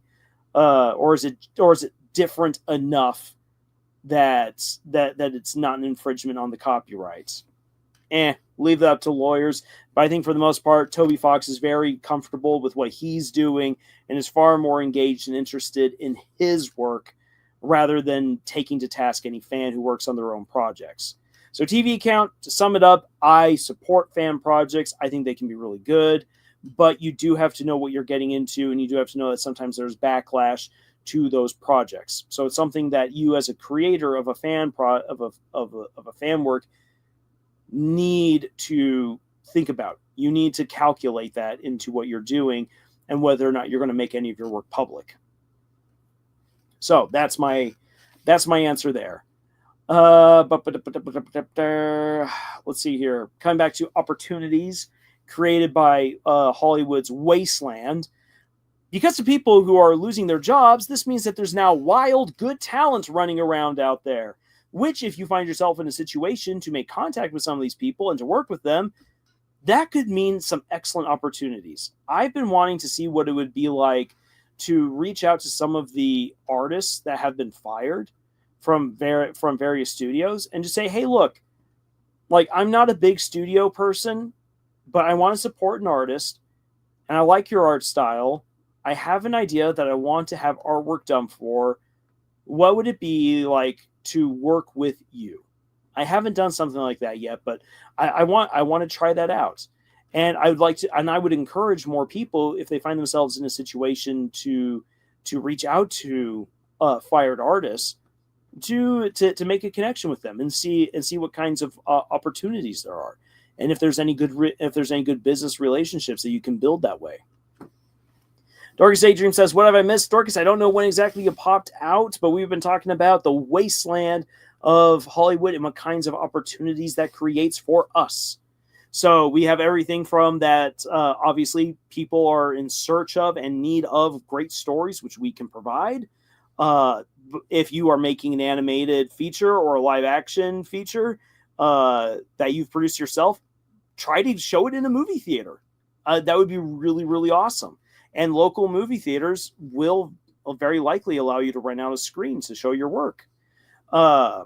Reach out to other people from the industry who've been fired, and you might be able to develop a good connection and relationship there that could be very beneficial to both of you. So there's that. And let's see, what else? Well, I mean, there really are loads of other opportunities, especially with more and more indie companies and productions like Glitch coming onto the scene. If you have skills that you can lend to that, then by all means, try on out. You might not get the job, but by trying out, you will learn. You will learn through the process. And in some cases, maybe this will better prepare you for trying to work with someone else, or it gives you a better idea of what you want to do. So there's opportunities. Do not let an opportunity pass you by. Now then, what kinds of difficulties does this place on us novice creators? I just got to take a drink of water right there. So some of the difficulties that this already begins to create are that because Hollywood is where a lot of these jobs do come down to, especially if you wish to get into animation or shows or movies, the jobs are there. They lead all back to Hollywood one way or the other. And if Hollywood is not doing well, then that means that there's a less of a chance that you will get the job that you want, especially if you go in through the industry. And indie is hard. Just because you go independent does not guarantee success. Excuse me. And like I've said, talking about my own work, the book that I intend to release here pretty soon, I've invested $420 into it. I might never get that money back on this particular book. Now then, that's $420. I can easily eat that expense, especially with having my own job, having another job. So yay. But if you can't afford to put that kind of an investment into your own work, that makes it really difficult to make your work the way that you want it to be, which might lead you to go the route of, I'm going to do everything that I can on my own, which sure, you can then learn all of those skills and you can end up doing some pretty great stuff on your own. But if you're doing everything on your own, you will always be slower and behind where you could be if you had the resources and the connections. Hollywood provides a lot of those resources and connections. And those resources are made available publicly because there is a huge demand for them in the private sector thanks to Hollywood. If Hollywood really begins to suffer and can't produce like they used to, then that means that the demand for that all of that equipment that you would otherwise need is gone. And that is not good because that makes it even more expensive to get your resources. And as I brought up on a live rant a couple of weeks ago, talking about the whole tariffs issue, that's just only going to get worse and worse and worse as we continue to live through this weird time of tariffs and the likes. So eventually those will go away. But until then, it just makes the dearth created by Hollywood all the more apparent because of how difficult it is to get our hands on the things that we need and the connections that we need in order to make our stories the best that they can be. And it might require an even greater investment on our part, which we might not be able to make back. And not everyone is in a position like I am to make that kind of an investment and eat some of those costs. So, like, that's a reality that needs to be accepted. It doesn't when I say accepted, it's not like you have to resign yourself to it, but that does mean that it's a reality that will affect your access and ability to create and tell the stories that you wish to tell. So you have to bear that in mind. Now the Nisa says, not exactly sure what happened, but I've recently grown more doubtful of my chances of having a story picked up by Glitch. I'll still try once I make a name for myself as an animator, though. Say, ISO, what you say, yeah, Glitch is definitely in a position now where I think they can be even more picky than they once were. What I'll just say is this, is that if you have a story that you know will fit what Glitch is looking for, Glitch wants to be gritty, Glitch wants to go dark, Glitch is making stories for people who are in their late teens, early 20s to early 30s now. I think a lot of early 30-year-olds like what Glitch has to offer, but really their window for an audience is late teens to late 20s. If your story can fit that demographic, if it can lean into the dark and the mature, but still be kind of witty and fun, if you can present that kind of a story to them, you have a better chance of playing into what they actually like and want to see. And that's something to bear in mind. If you can't give them that kind of a story, there will be other independent studios that might be willing to give you a try. And if not, you can still, in your own way, make what you can. And that's what I myself have to do. I would love to have a massive publishing house help me out with my books, but that's just not a reality I can play in right now, because that's just not what's happening. So I do what I can independently. And when I am ready again to brave that gauntlet of of being turned down by publishing companies, then when I'm ready to embrace that, at least I know that I have victories and experience under my belt. And if I get rejected again and again and again, then at least I have my stories that I have told my way, and I can be proud of that. So it all depends on how you wish to go about it. Going independent is harsh. Trying to get into the industry is hard. And I wish I could give you guys a surefire way that I could give you true words of comfort that would 100% yield victory. But that's not the way that the world works. That's not the way that the industry works. And I'm not going to lie to you that it's all going to be sunshine and rainbows and bubblegum, because it won't be. It's going to be hard. And even if you get into the industry, it's going to be hard. But you can still do your absolute best. Because again, you need your stories need you, and the world needs your stories. So access to resources and to help are things that are made all the more difficult by what's currently happening in Hollywood. And as Rubens also brought up at the beginning of the live stream, there is going to be a glut of more and more independent work, which means that you're competing against millions of people to get your name out there, which is incredibly daunting and increases your chances for failure. Though, again, just to caveat that, failure is what you ultimately allow it to be. You can fail spectacularly and still come out the victor. And a good way of showing that, I think in my own experience, is with my book Knights of Halley Cruise, which was originally picked up by a publishing company to be published.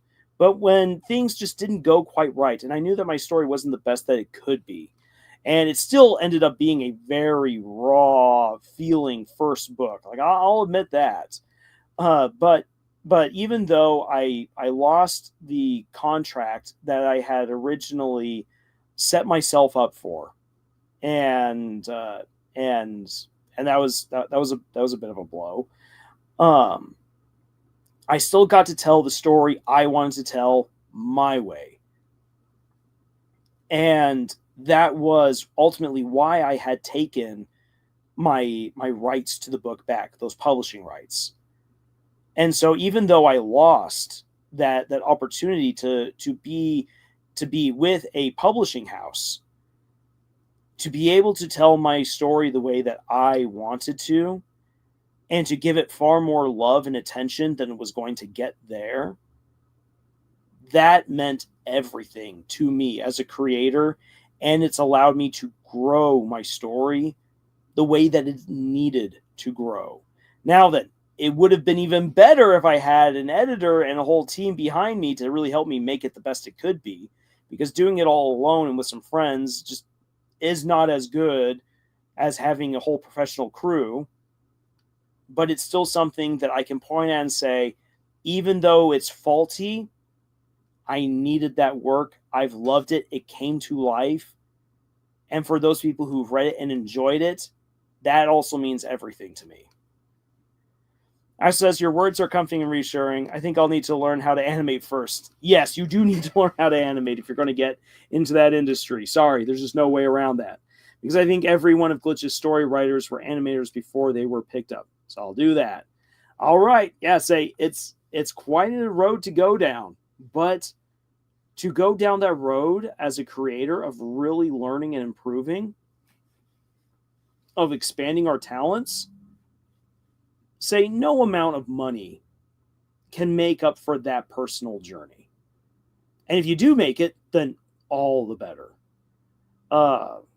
And I say that as someone who has come as far as I have, and is not someone who has a load of money to his name or large amounts of fame. But I do have 10 books that I've published, and that I'm very proud of. I'm very proud of the work that I have done. And I'll always be able to pull up those works and show them off and say, I did this. So yeah. And that in and of itself is its own victory. It's not the winning that I would love to have to my name, but it is something. And it's far more than so many other people who go out there and try to write but never get as far as they could and never even finish anything. Or the people who have got to rely on AI to get stuff done, who never develop their skills like they could and should. Say, going on the hard journey by yourself, even if it doesn't mean being famous, might mean absolutely everything to you. Which is, again, something that Hollywood has lost an understanding of, which is why it finds itself in a wasteland era. I says, I love the idea of actually making it and achieving my goals. You'll be able to say that you helped me grow as a writer. Hey, see that guy right there? I helped him a little. Woo! I'm the disembodied voice that he listened to from time to time. But yeah, no, that'll be your victory there, ISO. That'll be yours. And I hope that you get there. And I say that as well for everyone else who's got aspirations to create and to make their own stuff. I really, really do hope that that all of you manage to make it in some kind of way, that you're able to taste of the success of completing a story, of feeling that fulfillment, of doing it yourself, and of going on that adventure and achieving what you can, making the relationships that you do along the way.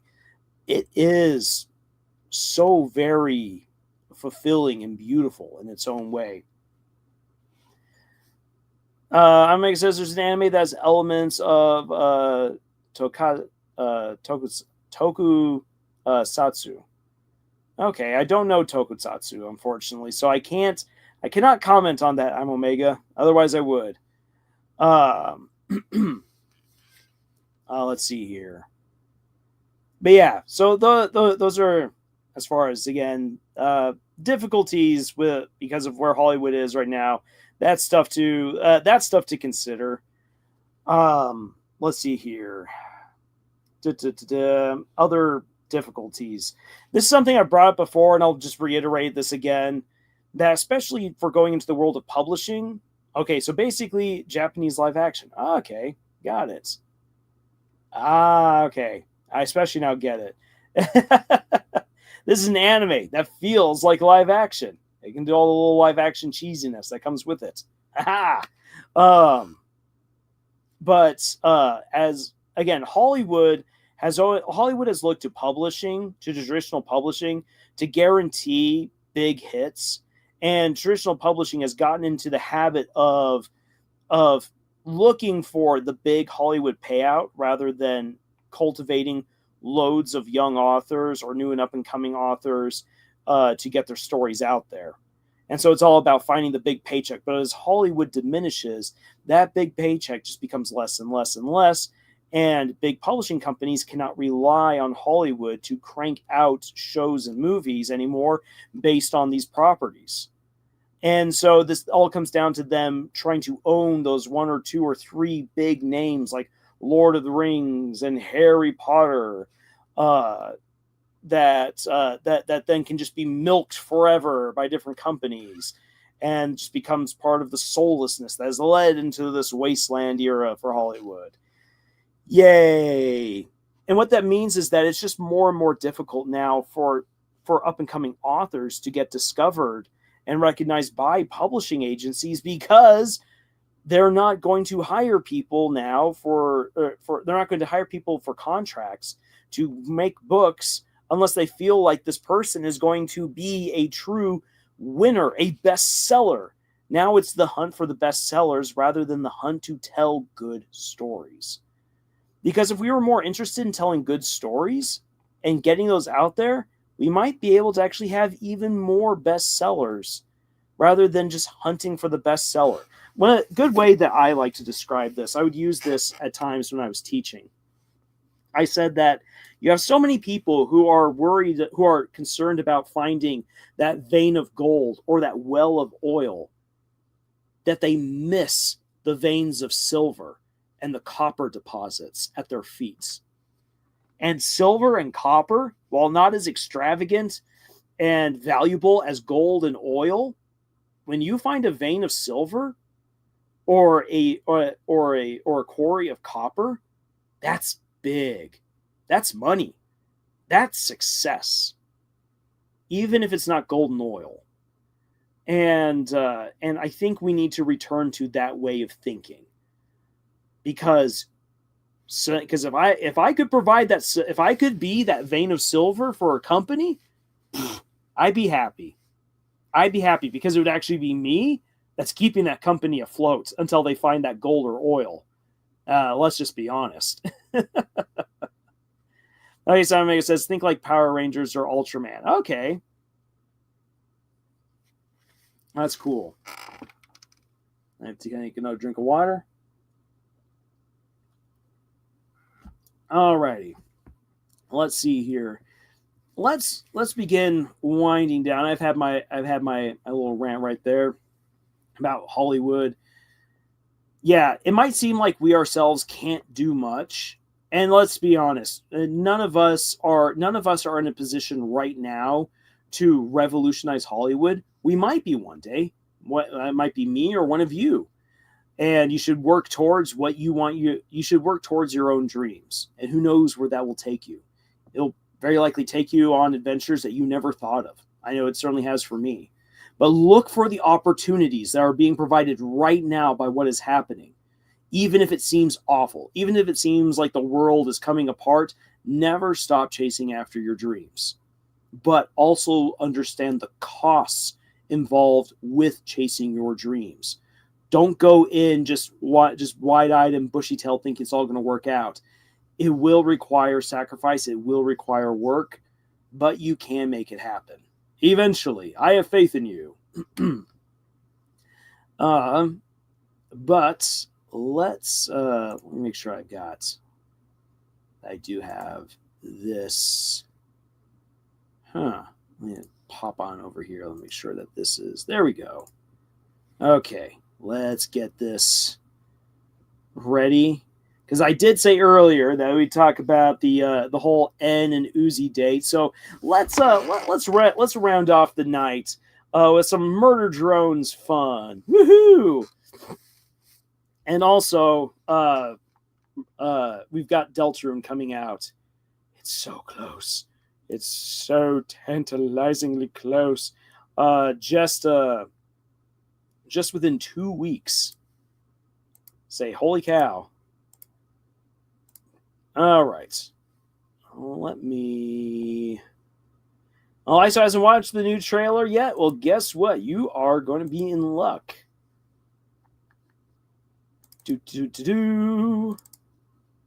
Sure we weren't followed. Oh, awesome. Yep. I'm going to make sure that I don't blow out people's eardrums. I'm going to pull this down a little bit. Let's just enjoy let's just enjoy this right here. Oh boy, I know I did. Are you sure we weren't followed? Did you scan the perimeter? Yep, sure did. Did you really? This is serious, N. I scanned the perimeter. We're safe. No one's gonna interfere with our camping date! Yes.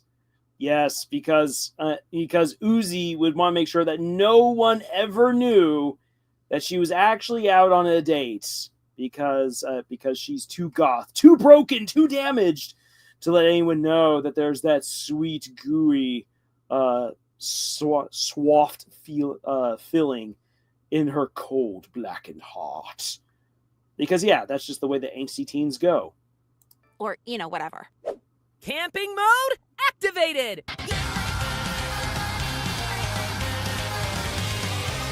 And right there, En just had his own magical girl moment. Dun, dun, dun, dun. Oh, yeah. And an Uzi, all happy-dappy on a little date. Ew, gross! Why would you say it that way? We're just two drones going camping, holding hands and being sappy, but nothing's happening! Okay. Why don't we sip on some oil and then lay under the stars with both our cute little mugs taking sips of the... We can make some matching buttons and charms to pin on this chic and stylish bag that's kind of shaped like your mom. What? I did not expect the music to swing that way. These plushies are so cute. They are so cute. I've got at least 3 plushies, not these ones, but I got at least 3 Murder Drones plushies, and I love them. Also, I just gotta say, I love that song. Common Craft Brazil is here. Hello, great to have you here, man. What did you miss? You missed 2 hours of talking about the remake for Lilo and Stitch, Mission Impossible, Final Reckoning, the wasteland that Hollywood has become, and so forth. Didn't expect a your mom joke from En. Yeah, no, that was very unexpected. And now we're rounding out the night with looking at Murder Drones. Why is this bag shaped like your mom? Honestly, my mom is kind of built like a bag. We'll go shopping for shirts. Then come out looking sick as hell. How do I look in this? I think I look good, but I can't tell. We're better together, so let's make this last forever. Hey, losers. Yes. I actually, when the moment that I saw this, was one of the first people to comment on the video, and I was like, V stalking En on his date actually sounds like something she absolutely would do. Let's just be honest. V was not over En by the end of the series. So if there was a continuation, we've got a yandere in the making in V. Concraft, wait, a remake for Lilo and Stitch? Yes, there's a live action remake. Oh boy, it's something. Glitch playing with shippers. LOL. Yes, of course they are. Of course they are. You said you scanned the frickin' perimeter! It was a big perimeter! Aw, Uzi, are you on a little date or something? That's so... V, wait! Cringe.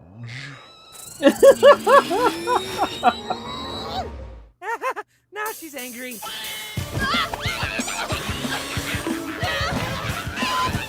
And basically, we're right now getting to watch everything that Uzi canonically wished to do to V, but never could. Dad, do something! Sorry, when the beast awakens, I have no power.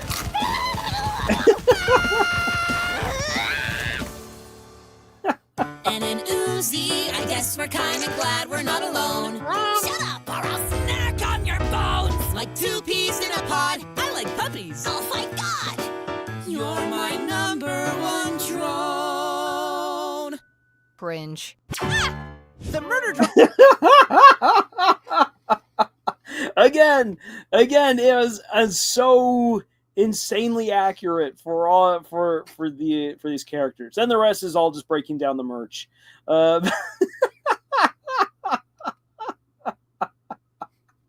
Oh my gosh! Let's go back a little bit right here. 100% justified crash out. This stuff here doesn't help. Uzi attack mode activated. Murder Drones is now in Amazon Prime with season 1, and the fandom went half nuts with season 2 truthers. Oh boy. You know what? Like I would love. Here's the thing. Again, Glitch owns the show. They can make a second season if they want. They probably won't unless they can get Liam to sign on to do it, since this is his project. That's something that people don't understand. And I know we've talked about this ad nauseum, but I'll bring it up again. And you can share this with anyone who's like, season 2 will happen. Glitch can make season 2 happen whenever they want to, but they will probably not do it unless they have Liam on board. Because even though they own it and they can do whatever they want with it, Glitch strikes me as a company that wants to respect the creators enough that they won't do something without getting their permission. It's very, very likely that they brought Liam on to write the dialogue for this commercial. I don't think that they did it on their own. I would be very surprised if they did.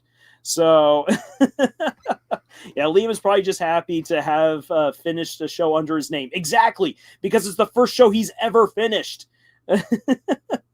Uncontrolled switch Uzi has her. I love her unhinged emo personality. I love it too. 100% justified crash out. Yabe.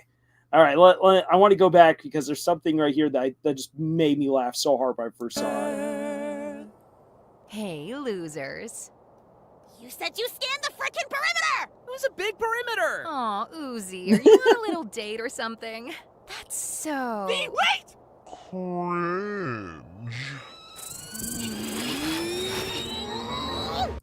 Oh yeah, look at that little heart tongue of hers.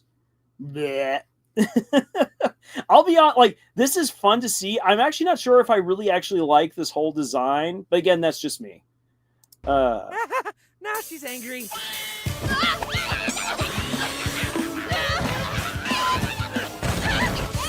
do something! Sorry, when the beast awakens, I have... All right, so I love this right here, Salt and Battery.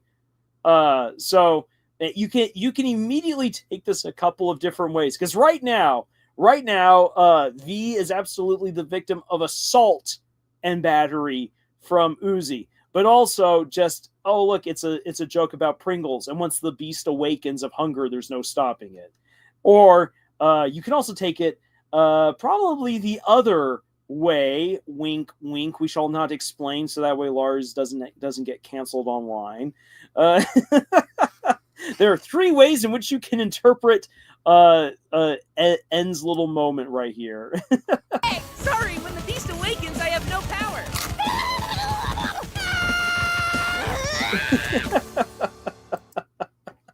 All right. Isa says, nah, Liam's hibernating under a tree for a few years until the time comes for him to make another animation. That's probably what's happening right now. I think Liam is happy to take his paycheck home and then figure out what he's going to do next and do it on his own time. Por qué no les tres? Why not the third one? Because again, Lars does not want to get canceled online. But wink, wink. If you know, you know. Comicraft, I really wanted a sequel. At least these characters weren't abandoned, though MetaRunner was. And I think that comes down to just how popular MetaRunner is compared to Murder Drones. There's a whole lot more. They have a lot more incentive financially and numbers-wise speaking to put more effort into keeping Murder Drones alive than something like MetaRunner, which is sad for the people who absolutely love MetaRunner. And maybe they might do a little bit more with MetaRunner down the line. That just comes down to what they have resources for. And in Uzi, I guess we're kind of glad we're not alone. Oh yeah, have V. V is the chaperone who didn't want to be there. I had done a Porque no les dos joke, but adopted to 3 options. So I meant, why not all 3? I get it. Okay, I get it. See, I don't speak Spanish. As someone who lives right on the border with Mexico, you'd think I've learned Spanish by now. I've tried. Spanish and I just do not click. Whereas with me in German, German just works for me. So that's why, one of the main reasons why I've stuck with German, and why, unfortunately, I just cannot do Spanish. I've tried. Again, I have tried. It's not for lack of trying. Shut up or I'll snack on your bones like 2 peas in a pod. like puppies. Oh my God! You're my number one drone. Cringe. The Murder Drone All Summer right. Camp collection is available. Oh my gosh! Again, thank you, Glitch, for a production as wonderful and unhinged as Murder Drones. It has brought us all the joy. All right. Let's see here. Is there anything else that you all would like for me to cover before we wrap things up for the night? And then I proceed to do what a very tired Lars is going to do. So feel free to. Also, Liam, I had one idea. Oh, Congress says I'm Brazilian, but we have the bizarre thing where we can sort of understand Spanish, but the opposite doesn't happen. It is weird. Okay, I mean, yes, I should have realized Common Craft Brazil. See, tired Lars did not remember the fact that Portuguese Brazil. Okay, actually, Common Craft, I have a funny story to share with that. About this bizarre thing where we sort of understand Spanish, but the opposite doesn't happen is weird. So, my brother-in-law served his mission for the Church of Jesus Christ over to Brazil and learned to speak Portuguese. And to this day, he can still speak pretty decent Portuguese. He worked with me at the university bookstore years ago. And there was this, and he was working in the line of registers that were hired on for the first 2 weeks of school. So you've got thousands and thousands of students coming to the bookstore to buy books, and so they need all the workers they can get to make things run smoothly. And so he's there with a bunch of Spanish speakers and one Portuguese speaker. Once he realized that, so the thing is that all the Spanish speakers were all just speaking Spanish. And my brother-in-law and the other Portuguese speaker actually like understood everything that was going on. And they're like, okay. And then the two of them started speaking in Portuguese, and all the Spanish speakers in the line were like, wait, what?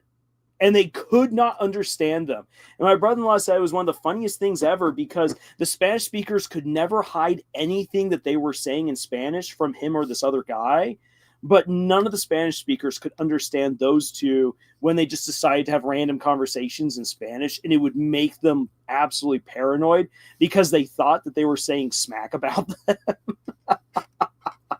Which, if you get to know my brother-in-law, I mean, now as a man in his early 40s, he's willing to be a little bit more blunt about people, but back in that day, he would never have said like a bad word about anyone. So it's just it's just funny. Let's see. Our Glitch made a YouTube short teasing this merch announcement and drank cologne. There was almost immediately Newsy kissing fan art where Uzi tastes cologne. Man, bless the fans for just being able to create stuff so quickly. I'm Omega. Any progress on No Evil? I am Omega. Today I was actually like, you know what? Since I retired my idea to do the double feature of Lilo and Stitch and Final Reckoning, I was going to make today a No Evil day.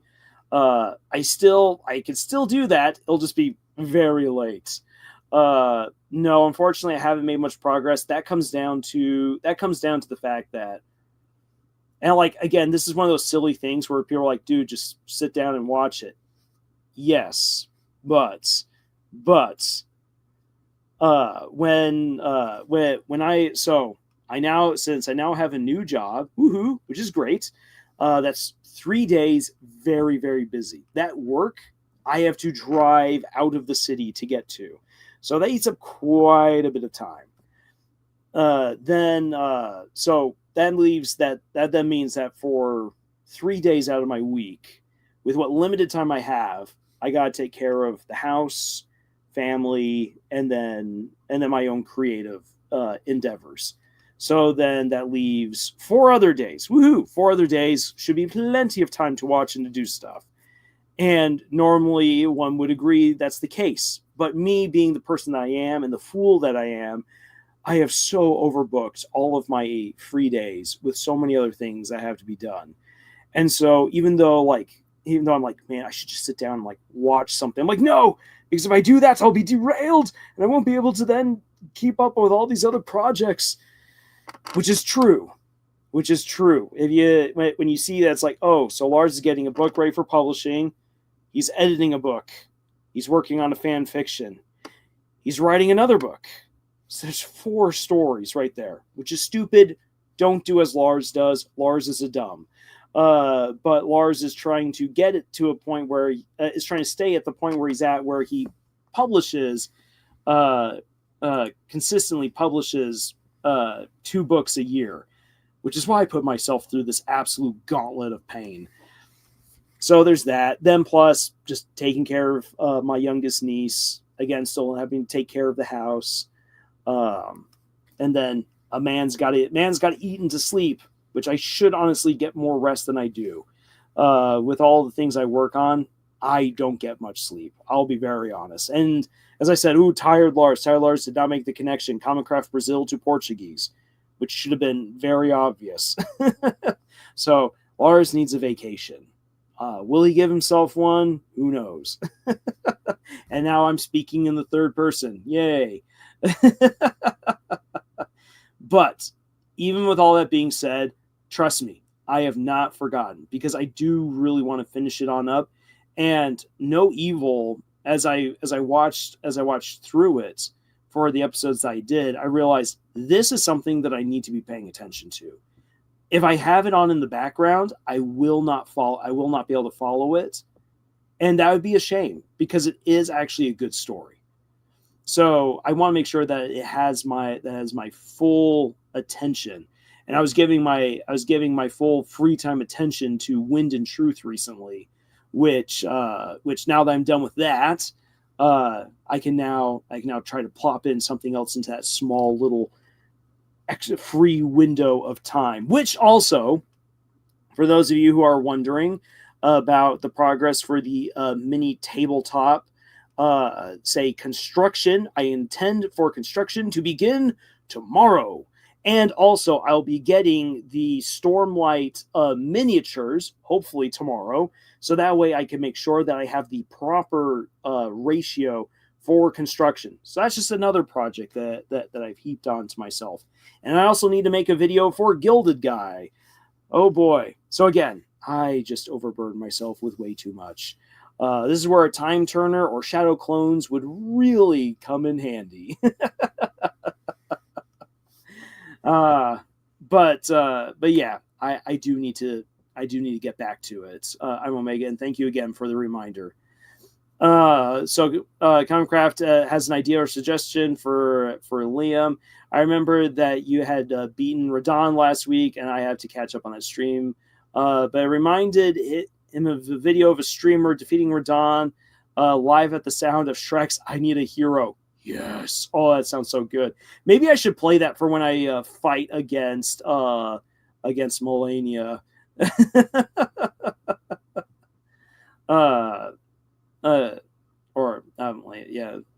any case, and it worked so well by accident. One would think that it was the actual game song by complete accident. Wonder if you've watched it. No, I haven't, but now I should watch that. The video is by Porg. Oof, sounds a bit complicated to do so much stuff at once. It is, and it's really not healthy. And again, I've done it to myself. And this comes around because I procrastinated from January to February to March. And by procrastinating, I find myself in the situation that I am now, which isn't any good.